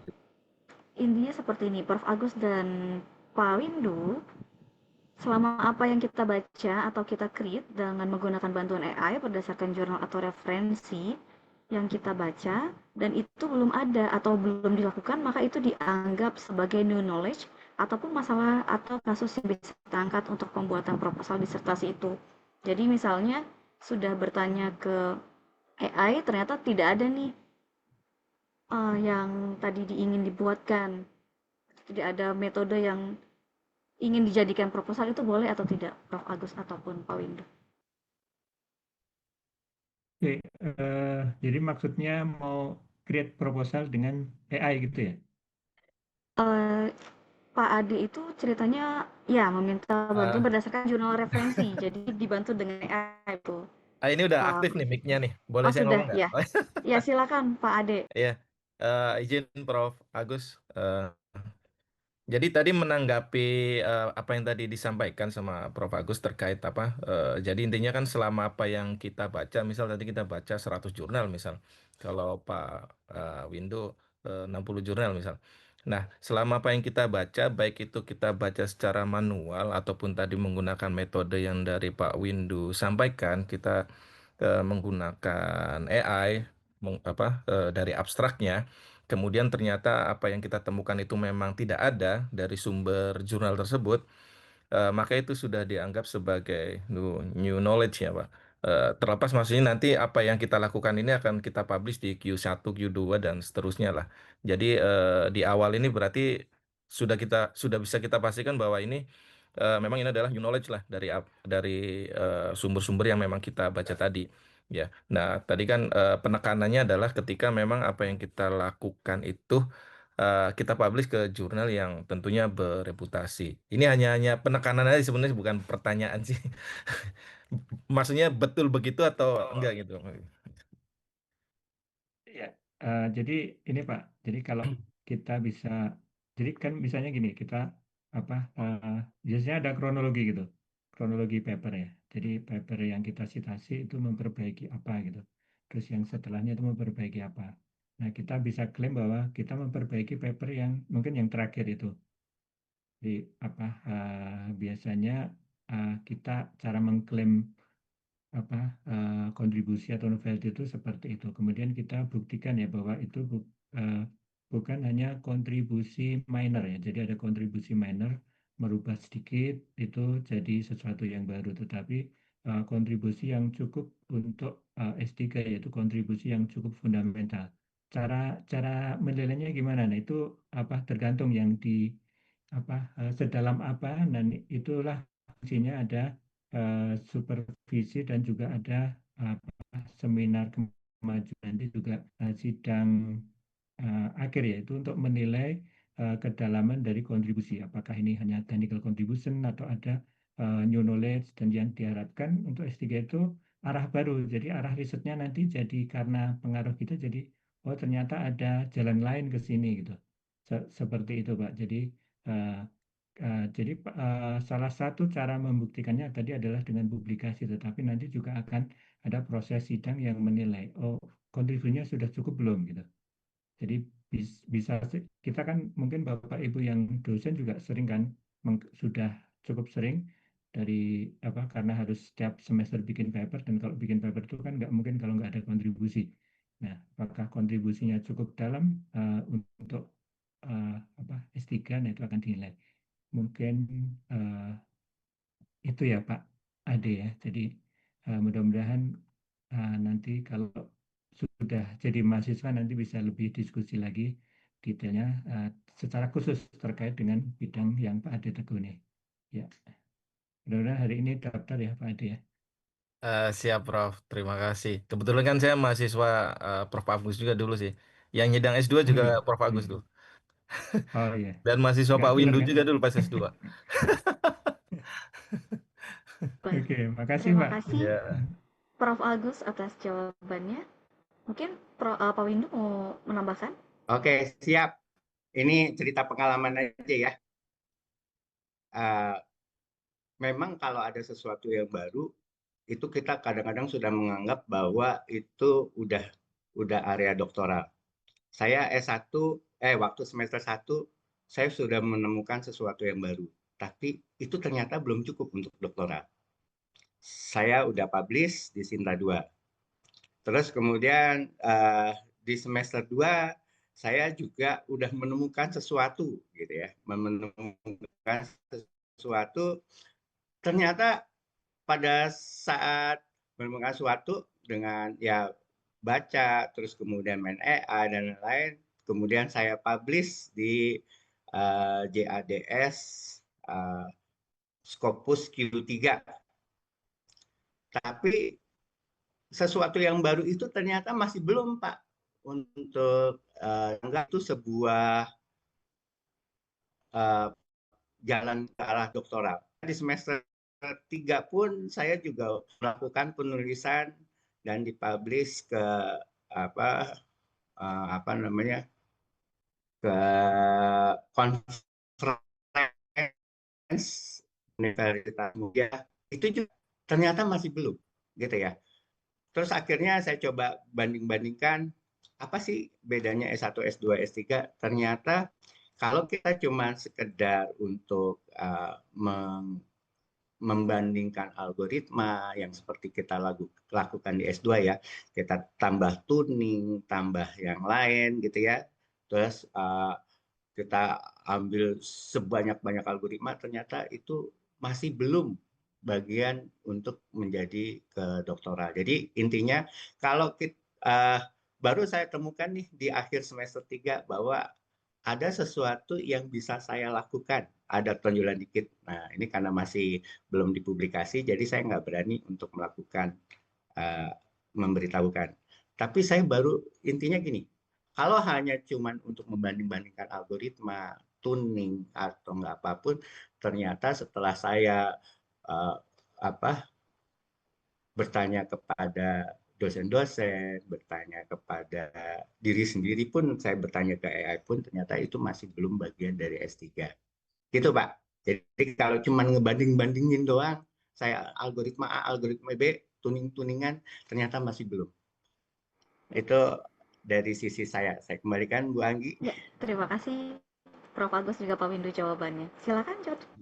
Baik, terima kasih para narasumber dan mungkin ada banyak pertanyaan di benak Bapak Ibu semuanya, tapi mohon maaf tidak bisa kita tampung dan karena keterbatasan waktu dan tenang saja kami sudah menyiapkan hotline yang melalui Instagram @nusamandiri_postgraduate.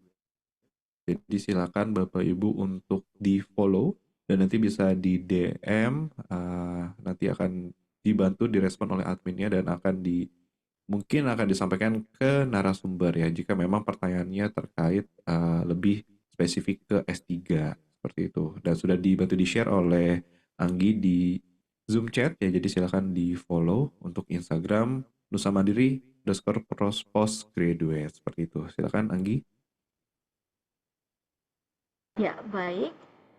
Terima kasih kepada Prof. Agus dan juga Pak Windu Gata atas semua jawaban-jawaban dari pertanyaan-pertanyaan yang memang sudah dilontarkan oleh para peserta. Baik, untuk sesi tanya jawab kami akhiri dan terima kasih juga kepada narasumber yang sudah memberikan jawaban yang sangat luar biasa ya kepada pertanyaan-pertanyaan tadi. Baik, Bapak Ibu, selanjutnya mari kita simak bersama pemaparan teknis pendaftaran doktoral informatika di Universitas Nusa Mandiri yang akan disampaikan langsung oleh Bapak Wawan Kurniawan MKOM. Kepada Bapak Wawan, kami silahkan.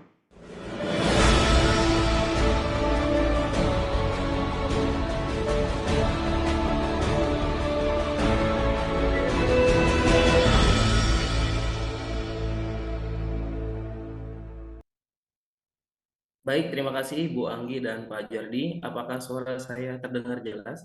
Terdengar, Bapak? Jelas Pak Wawan. Baik, terima kasih. Assalamualaikum warahmatullahi wabarakatuh. Selamat siang Bapak Ibu sekalian. Yang terhormat Rektor Universitas Nusa Mandiri, Ibu Profesor Dr. Insinyur Dwi Zaryana SSI MMMKOM, IPU Ocean Engineering beserta jajaran, juga hadir di sini Wakil Rektor 1 Bidang Akademik Ibu Nita Madina.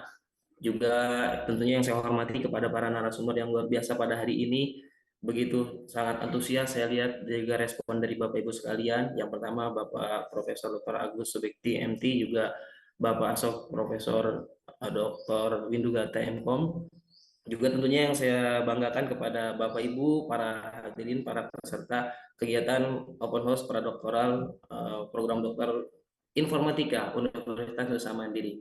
Baik, saya izin share screen Bapak Ibu sekalian. Tadi sudah banyak disampaikan oleh Pak Agus maupun Pak Du terkait program doktor atau program S3 yang ada di Universitas Nusa Mandiri. Jadi S3 di kami, program dokter di kami adalah program studi informatika. Usia kami kurang lebih 2 tahun untuk program dokter ini, dan ini sedikit kami paparkan terkait visi dan misi dari program dokter di Universitas Nusa Mandiri, menjadi program studi dokter informatika yang unggul, mandiri dan inovatif dalam transformasi digital bisnis di bidang computer vision dan biomedical informatik. Sekalian informasi juga, untuk program dokter informatika ini belum banyak di Indonesia, kurang lebih sekitar 5 untuk program dokter informatika ini di Indonesia. Jadi Nusa Mandiri bisa menjadi salah satu pilihan tepat bagi Bapak Ibu sekalian. Apalagi tadi saya simak juga ada beberapa alumni dari program S2 Magister Ilmu Komputer yang saat ini sudah bertransfer menjadi Magister Informatika. Saya kira ini amat sangat linear jikalau Bapak Ibu bisa melanjutkan di program dokter ini. Dan ini beberapa misi yang bisa Bapak Ibu simak juga di bawah. Dan selanjutnya, untuk program S3 atau program dokter informatika di Nusa Mandiri ini, sama seperti S2, kita ada beberapa peminatan. Nah, untuk S3, yang pertama ada computer vision dan juga biomedical informatics. Dan ini kurikulum tadi juga sudah sempat disinggung sedikit oleh Pak Agus. Untuk computer vision maupun biomedical informatics di semester 1 hingga semester 6, semester 5 kurang lebih sama, mata kuliahnya ada 2 mata kuliah di tiap semester. Di semester 1 ada filsafat ilmu dan metodologi penelitian, baik di Biomedical Informatics maupun Computer Vision, dan juga Advanced Computer Vision maupun Biomedical Informatics sesuai dengan peminatan yang diambil masing-masing. Di semester 2 nanti mulai pra penelitian dan proposal disertasi, ada seminar proposal disertasi. Di semester 3 mulai penelitian dan seminar kemajuan hasil penelitian di tahap 1 di semester 2 tadi, publikasi hasil kemajuan hasil penelitian, hingga nanti di semester 6 akan ada ujian tertutup dan ujian disertasi. Dan berikutnya ini untuk syarat bagi mahasiswa agar bisa mengikuti mata kuliah di tiap semesternya. Yang pertama tentunya tercatat sebagai mahasiswa aktif program doktor informatika di Nusa Mandiri, telah menyelesaikan seluruh biaya kuliah, karena sistem di kami adalah memang sistem bayar di awal. Namun bagi Bapak Ibu sekalian yang mungkin terkendala, kami juga ada program cicilan untuk Bapak Ibu yang mungkin agak terbebani dengan biaya kuliah yang harus dibayar langsung di awal. Kemudian lulus seluruh mata kuliah di semester 1, kalau yang semester 1, begitu pun yang semester 2 dan berikutnya. Lulus seminar proposal disertasi, kemudian berhasil mendapatkan LOA dan seminar internasional yang bereputasi, berhasil mendapatkan LOA dari jurnal nasional terakreditasi SINTA 1 atau SINTA 2, dan ini untuk jurnal internasional bereputasi SJR-nya minimal atau lebih dari 0,2. Dan ini untuk biaya kuliahnya mungkin juga salah satu pertimbangan bagi calon mahasiswa ya Bapak Ibu sekalian adalah dari segi biaya. Ya, yang untuk pendaftaran di kami ini sebesar Rp500.000 hanya di awal saja. Kemudian nanti biaya kuliah semester 1 hingga semester 3 tiap semesternya adalah Rp20 juta. Nah, nanti di semester 4 hingga semester 6, jika perkuliahannya lancar ya Bapak Ibu, mudah-mudahan tidak ngaret atau tidak mundur, 15 juta per semester. Dan untuk di Nusa Mandiri ini sudah include keseluruhan Bapak Ibu. Jadi sudah SKS, ujian, termasuk praktikum dan yang lainnya. Dan untuk semester berikutnya jikalau mundur gitu ya, jika mau nambah semester, maka biaya kuliahnya 10 juta per semester hingga lulus. Biaya ujian tertutup ini Rp5 juta, dan ini kami berikan bintang. Jikalau ujian tertutup lewat dari semester 6, maka bayar. Jikalau tidak sampai atau kurang dari semester 6, maka untuk biaya ujian tertutupnya free. Itu artinya lewat dari semester 6 dikenakan biaya ujian tertutup, jikalau tidak lewat dari semester 6, biaya ujian tertutupnya tidak harus dibayar atau free. Biaya sidang terbuka Rp10 juta dan jasa alma mater Rp450.000. Jadi uang pendaftaran jasa alma mater ini hanya di awal saja dibayarkannya. Dan ini untuk PMB program dokter informatika periode Maret, kita ada 2 periode Bapak Ibu sekalian. Yang pertama periode September, yang kedua periode Maret. Nah, periode Maret ini sudah berjalan dari 15 Oktober 2025 hingga besok atau nanti tanggal 11 Maret. Dan ini gelombangnya saat ini kita masuk di gelombang keempat Bapak Ibu sekalian, 9 Februari 2026 hingga 11 Maret 2026. Mungkin Bapak Ibu yang sudah ada rencana bisa daftar untuk periode Maret saat ini. Dan ini untuk prosedur pendaftarannya Bapak Ibu sekalian, mungkin untuk alumni sudah familiar, namun mungkin yang umum masih bertanya-tanya nih, kita kalau mau daftar lewat apa? Daftar di kami yaitu melalui aplikasi mobile Bapak Ibu sekalian. Nama aplikasinya MyNusa PMB yang Bapak Ibu dapat download di Google Play Store, atau jikalau mungkin terkendala juga bisa melalui website kami yaitu pmb.nusamandiri.ac.id. Nanti di sana Bapak Ibu bisa melakukan daftar langsung, tidak harus ke kampus. Begitupun untuk pemberkasan tidak perlu difotokopi, cukup di scan semuanya. Kemudian nanti tinggal di-upload. Daftar online nanti mengisi data diri Bapak Ibu sekalian, mulai dari nama, nomor telepon, email, dan yang lainnya. Kemudian melakukan biaya pendaftaran Rp500.000. Setelah itu akan ada tim dari program S3 yang akan mengkonfirmasi Bapak Ibu untuk melakukan assignment. Selanjutnya nanti akan ada proposal dan wawancara. Jikalau dinyatakan lulus proposal dan wawancara, maka di aplikasi akan ada tagihan pembayaran daftar ulang. Setelah melakukan pembayaran daftar ulang, melengkapi berkas-berkas calon mahasiswa baru, nanti akan sampai Bapak Ibu memiliki NIM sementara, NIMS, nomor induk mahasiswa sementara, yang bisa Bapak Ibu cetak di aplikasi MyNusa KTM. Jadi semua kegiatan di kami itu memang sudah melalui aplikasi, baik penerimaan mahasiswa baru PMB maupun mahasiswa aktif, begitupun hingga alumni kami buatkan aplikasinya. Dan ini beberapa kegiatan yang ingin kami sampaikan. Kami juga bekerja sama dengan beberapa mitra baik mulai dari BRIN, IPB, dan ini juga ada Prof dari Yunani, dan ini untuk lengkapnya ada Universitas of Tsukuba, UI, kemudian IPB, dan beberapa yang kami cantumkan di sini. Dan ini beberapa kegiatan yang dilaksanakan nanti selama perkuliahan Bapak Ibu sekalian, akan dibimbing terkait proposal disertasinya, diajak diskusi terkait penelitiannya di lab riset dan yang lainnya.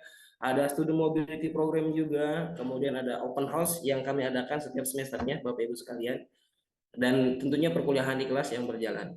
Conference dan paper proofreading ini juga kami setiap tahunnya mengadakan kegiatan EG3. Mungkin Bapak Ibu sekalian juga sebagian sudah familiar. Nanti juga di slide berikutnya akan saya tampilkan terkait kegiatan tersebut.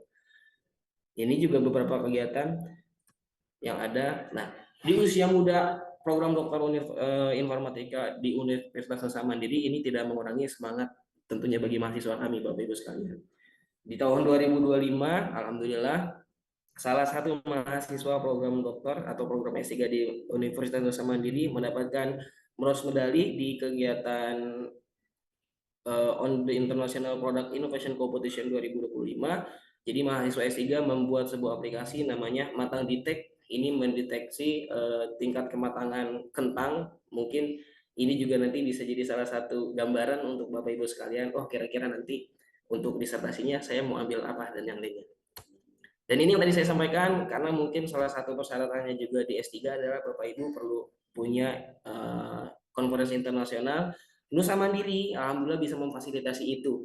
Mulai dari tahun 2022 dan coming soon 2026 juga akan kami adakan. Ini amat sangat memudahkan juga untuk Bapak Ibu sekalian. Tentunya dengan proposal yang sudah disiapkan, data yang disiapkan, dan yang lainnya. Selanjutnya kami juga ada sandwich program Bapak Ibu sekalian. Ini tentunya kami fasilitasi untuk mahasiswa baik program magister S2 maupun program doktor S3, di mana bisa membuka peluang para mahasiswa untuk melakukan riset internasional. Ya, kami bekerja sama dengan University of Ioannina, yaitu dia punya IPANI, Information Processing and Analysis Laboratory, di bawah naungan Department of Computer Science and Engineering, di mana punya kesempatan disertasi atau join supervision langsung ke laboratorium di sana, kurang lebih seperti itu.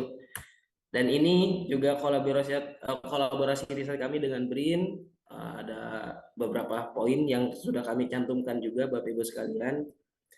Dan ini lokasi kampus kami Bapak Ibu, mungkin beberapa alumni juga baru tahu kami punya gedung baru di Pemuda atau di Rawamangun. Jadi ada 3 kampus kami, ada di Margonda, ini yang sudah berjalan untuk program S3-nya adalah kuliah di kampus Margonda. Ada di Jatiwaringin dan juga di Rawamangun. Dan juga ingin kami informasikan untuk sistem perkuliahannya pun kami lakukan secara hybrid ya Bapak Ibu sekalian. Artinya mahasiswa tidak full setiap perkuliahan datang ke kampus, sebagian kita laksanakan secara online, apakah via Zoom meeting ataupun yang lainnya. Sebagian lagi kita laksanakan secara offline, datang ke kampus. Dan ini beberapa fasilitas yang ada, mulai dari ruang kelas, student corner, ruang dosen, kemudian ruang belajar mandiri, begitupun laboratorium. Dan yang spesial untuk hari ini tadi sudah disinggung juga oleh Pak Jordi dan Bu Anggi. Spesial hari ini bagi Bapak Ibu sekalian yang melakukan pendaftaran di aplikasi mobile ataupun website pmp.nusamandiri.ac.id, maka Bapak Ibu berhak mendapatkan jaket varsity, di mana ini akan kami rekap jikalau nanti Bapak Ibu sekalian sudah memiliki kelas dan NIM. Jadi silakan ya, yang sudah mulai yakin untuk lanjut program S3 di UNM di Universitas Nusa Mandiri, langsung saja lakukan pendaftaran, isi biodata dan yang lainnya. Kalau sudah nanti di grup juga akan kami sambung untuk join ke grup bagi Bapak Ibu sekalian yang ingin mengklaim jaket varsity-nya. Dan mungkin demikian yang saya bisa sampaikan. Terima kasih atas segala kesempatan dan waktunya. Mohon maaf atas segala kekurangan. Saya akhiri. Wassalamualaikum warahmatullahi wabarakatuh.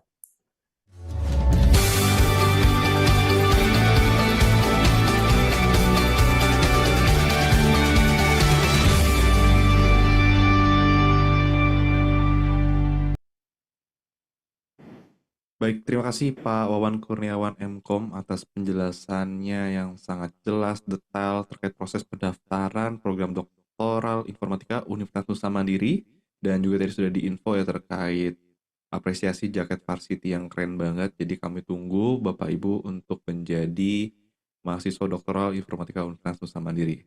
Baik, selanjutnya kita akan buka sesi tanya jawab yang kedua. Silakan Bapak Ibu bisa menggunakan fitur chat atau raise hand.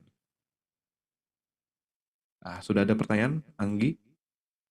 Ya, baik. Di sini ada pertanyaan dari Aji Nur Rohman. Izin bertanya, untuk pendaftaran melalui pmb.nusamandiri.ac.id, apakah masih di open atau masih dibuka? Karena saya baru saja mencoba, namun ketika masuk ke pembayaran pendaftaran, mohon maaf, periode pembayaran pendaftaran sudah ditutup. Terima kasih. Mungkin Pak Wawan bisa menanggapi.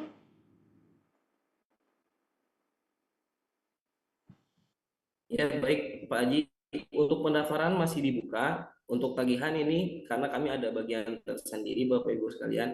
Paling nanti saya izin japri ya Pak Haji ya terkait kendalanya. Intinya memang pendaftaran masih kita buka hingga 11 Maret. Jikalau tagihan nanti biasanya harusnya tampil dan bisa dilakukan pembayaran Bapak Ibu sekalian.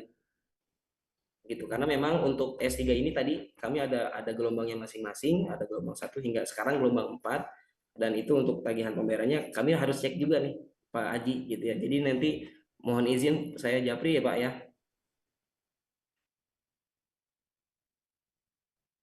Ya, baik. Terima kasih Pak Wawan jawabannya. Ya, yang penting selagi aplikasinya atau websitenya masih bisa melakukan pendaftaran berarti masih dibuka Bapak Ibu sekalian. Baik, Pak. Terima kasih, Pak. Ya, sama-sama Pak. Baik, silakan Bapak Ibu jika ada pertanyaan lain terkait PMB. Tadi juga di materi Pak Wawan sudah menjawab ya pertanyaan dari Pak Cahyo terkait syarat kelulusan program doktoral informatika UNM ya. Tadi sudah jelaskan di semester 1 apa saja, semester 2 hingga nanti semester 6 ya. Semoga kita semua Bapak Ibu yang menjadi mahasiswa doktoral informatika Nusa Mandiri bisa lulus 3 tahun ya.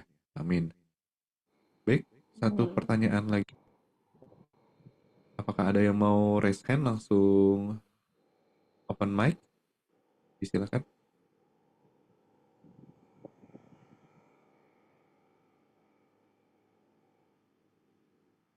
Ayo Bapak Ibu yang ingin mendaftar terkait pendaftaran boleh langsung bertanya. Masih kita buka kesempatan untuk pertanyaan nih.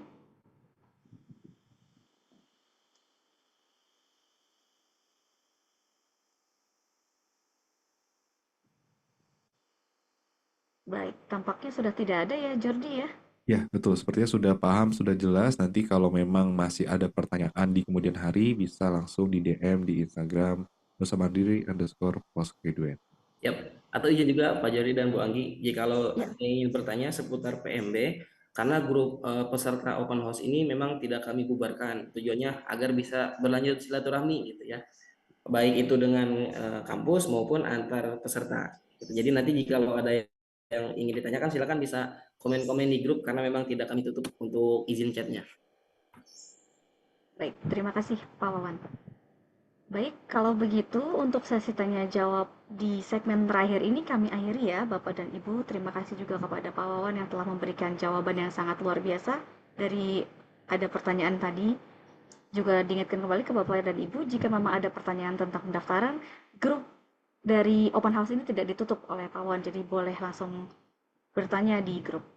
Baik, kita masuk ke sesi terakhir ya Bapak dan Ibu. Kami mohon bagi seluruh peserta untuk mengisi link presensi yang telah disediakan oleh panitia.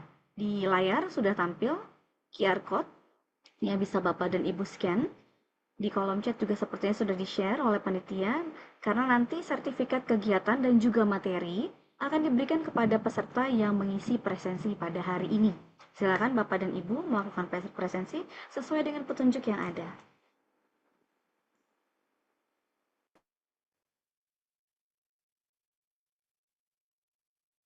Baik, untuk presensi juga linknya sudah di-share di Zoom chat oleh panitia, jadi silakan untuk diisi presensinya.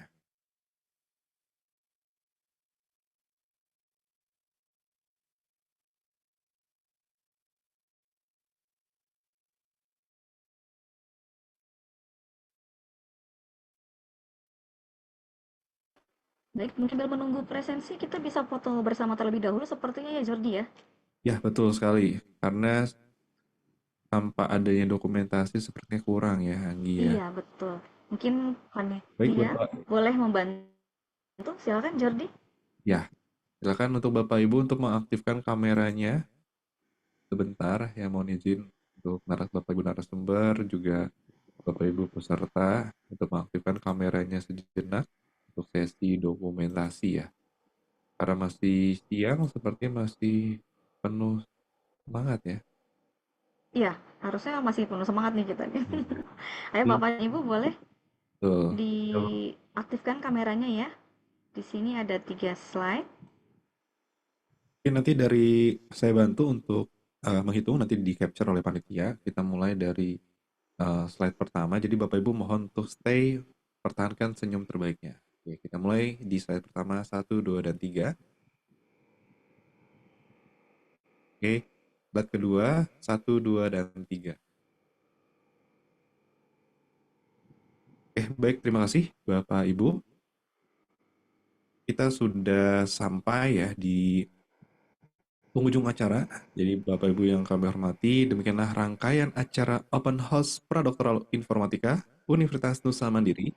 Terima kasih sekali lagi kami ucapkan atas kehadiran Bapak Ibu sekalian yang mengikuti serangkaian acara kita pada hari ini dari awal hingga akhir. Semoga apa yang kita ikuti bersama dapat memberikan manfaat bagi kita semua. Pastinya kami tunggu Bapak Ibu menjadi mahasiswa doktoral informatika Universitas Nusa Mandiri. Ya, kami juga atas nama panitia Open House Pradoktoral Informatika Universitas Nusa Mandiri memohon maaf apabila terdapat kekurangan ataupun kesalahan dalam penyelenggaraan acara dan apabila terdapat tutur kata yang kurang berkenan. Terus pantau medsos Nusa Mandiri ya untuk update kegiatan-kegiatan lainnya. Jangan lupa di-follow ya. Bapak Ibu, terima kasih kepada seluruh hadirin yang telah hadir. Akhir kata saya Jordi. Dan saya Anggi. Sebagai Master of Ceremony mengucapkan selamat siang. Wassalamualaikum warahmatullahi Warahmatullahi wabarakatuh.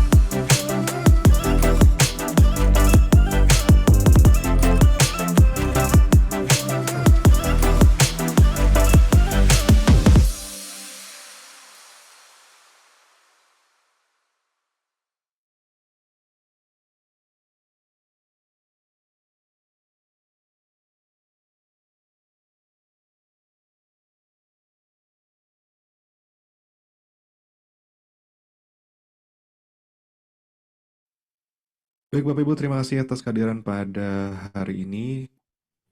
Dan nantikan kegiatan dari Universitas Nusa Mandiri selanjutnya. Izin and meeting for all.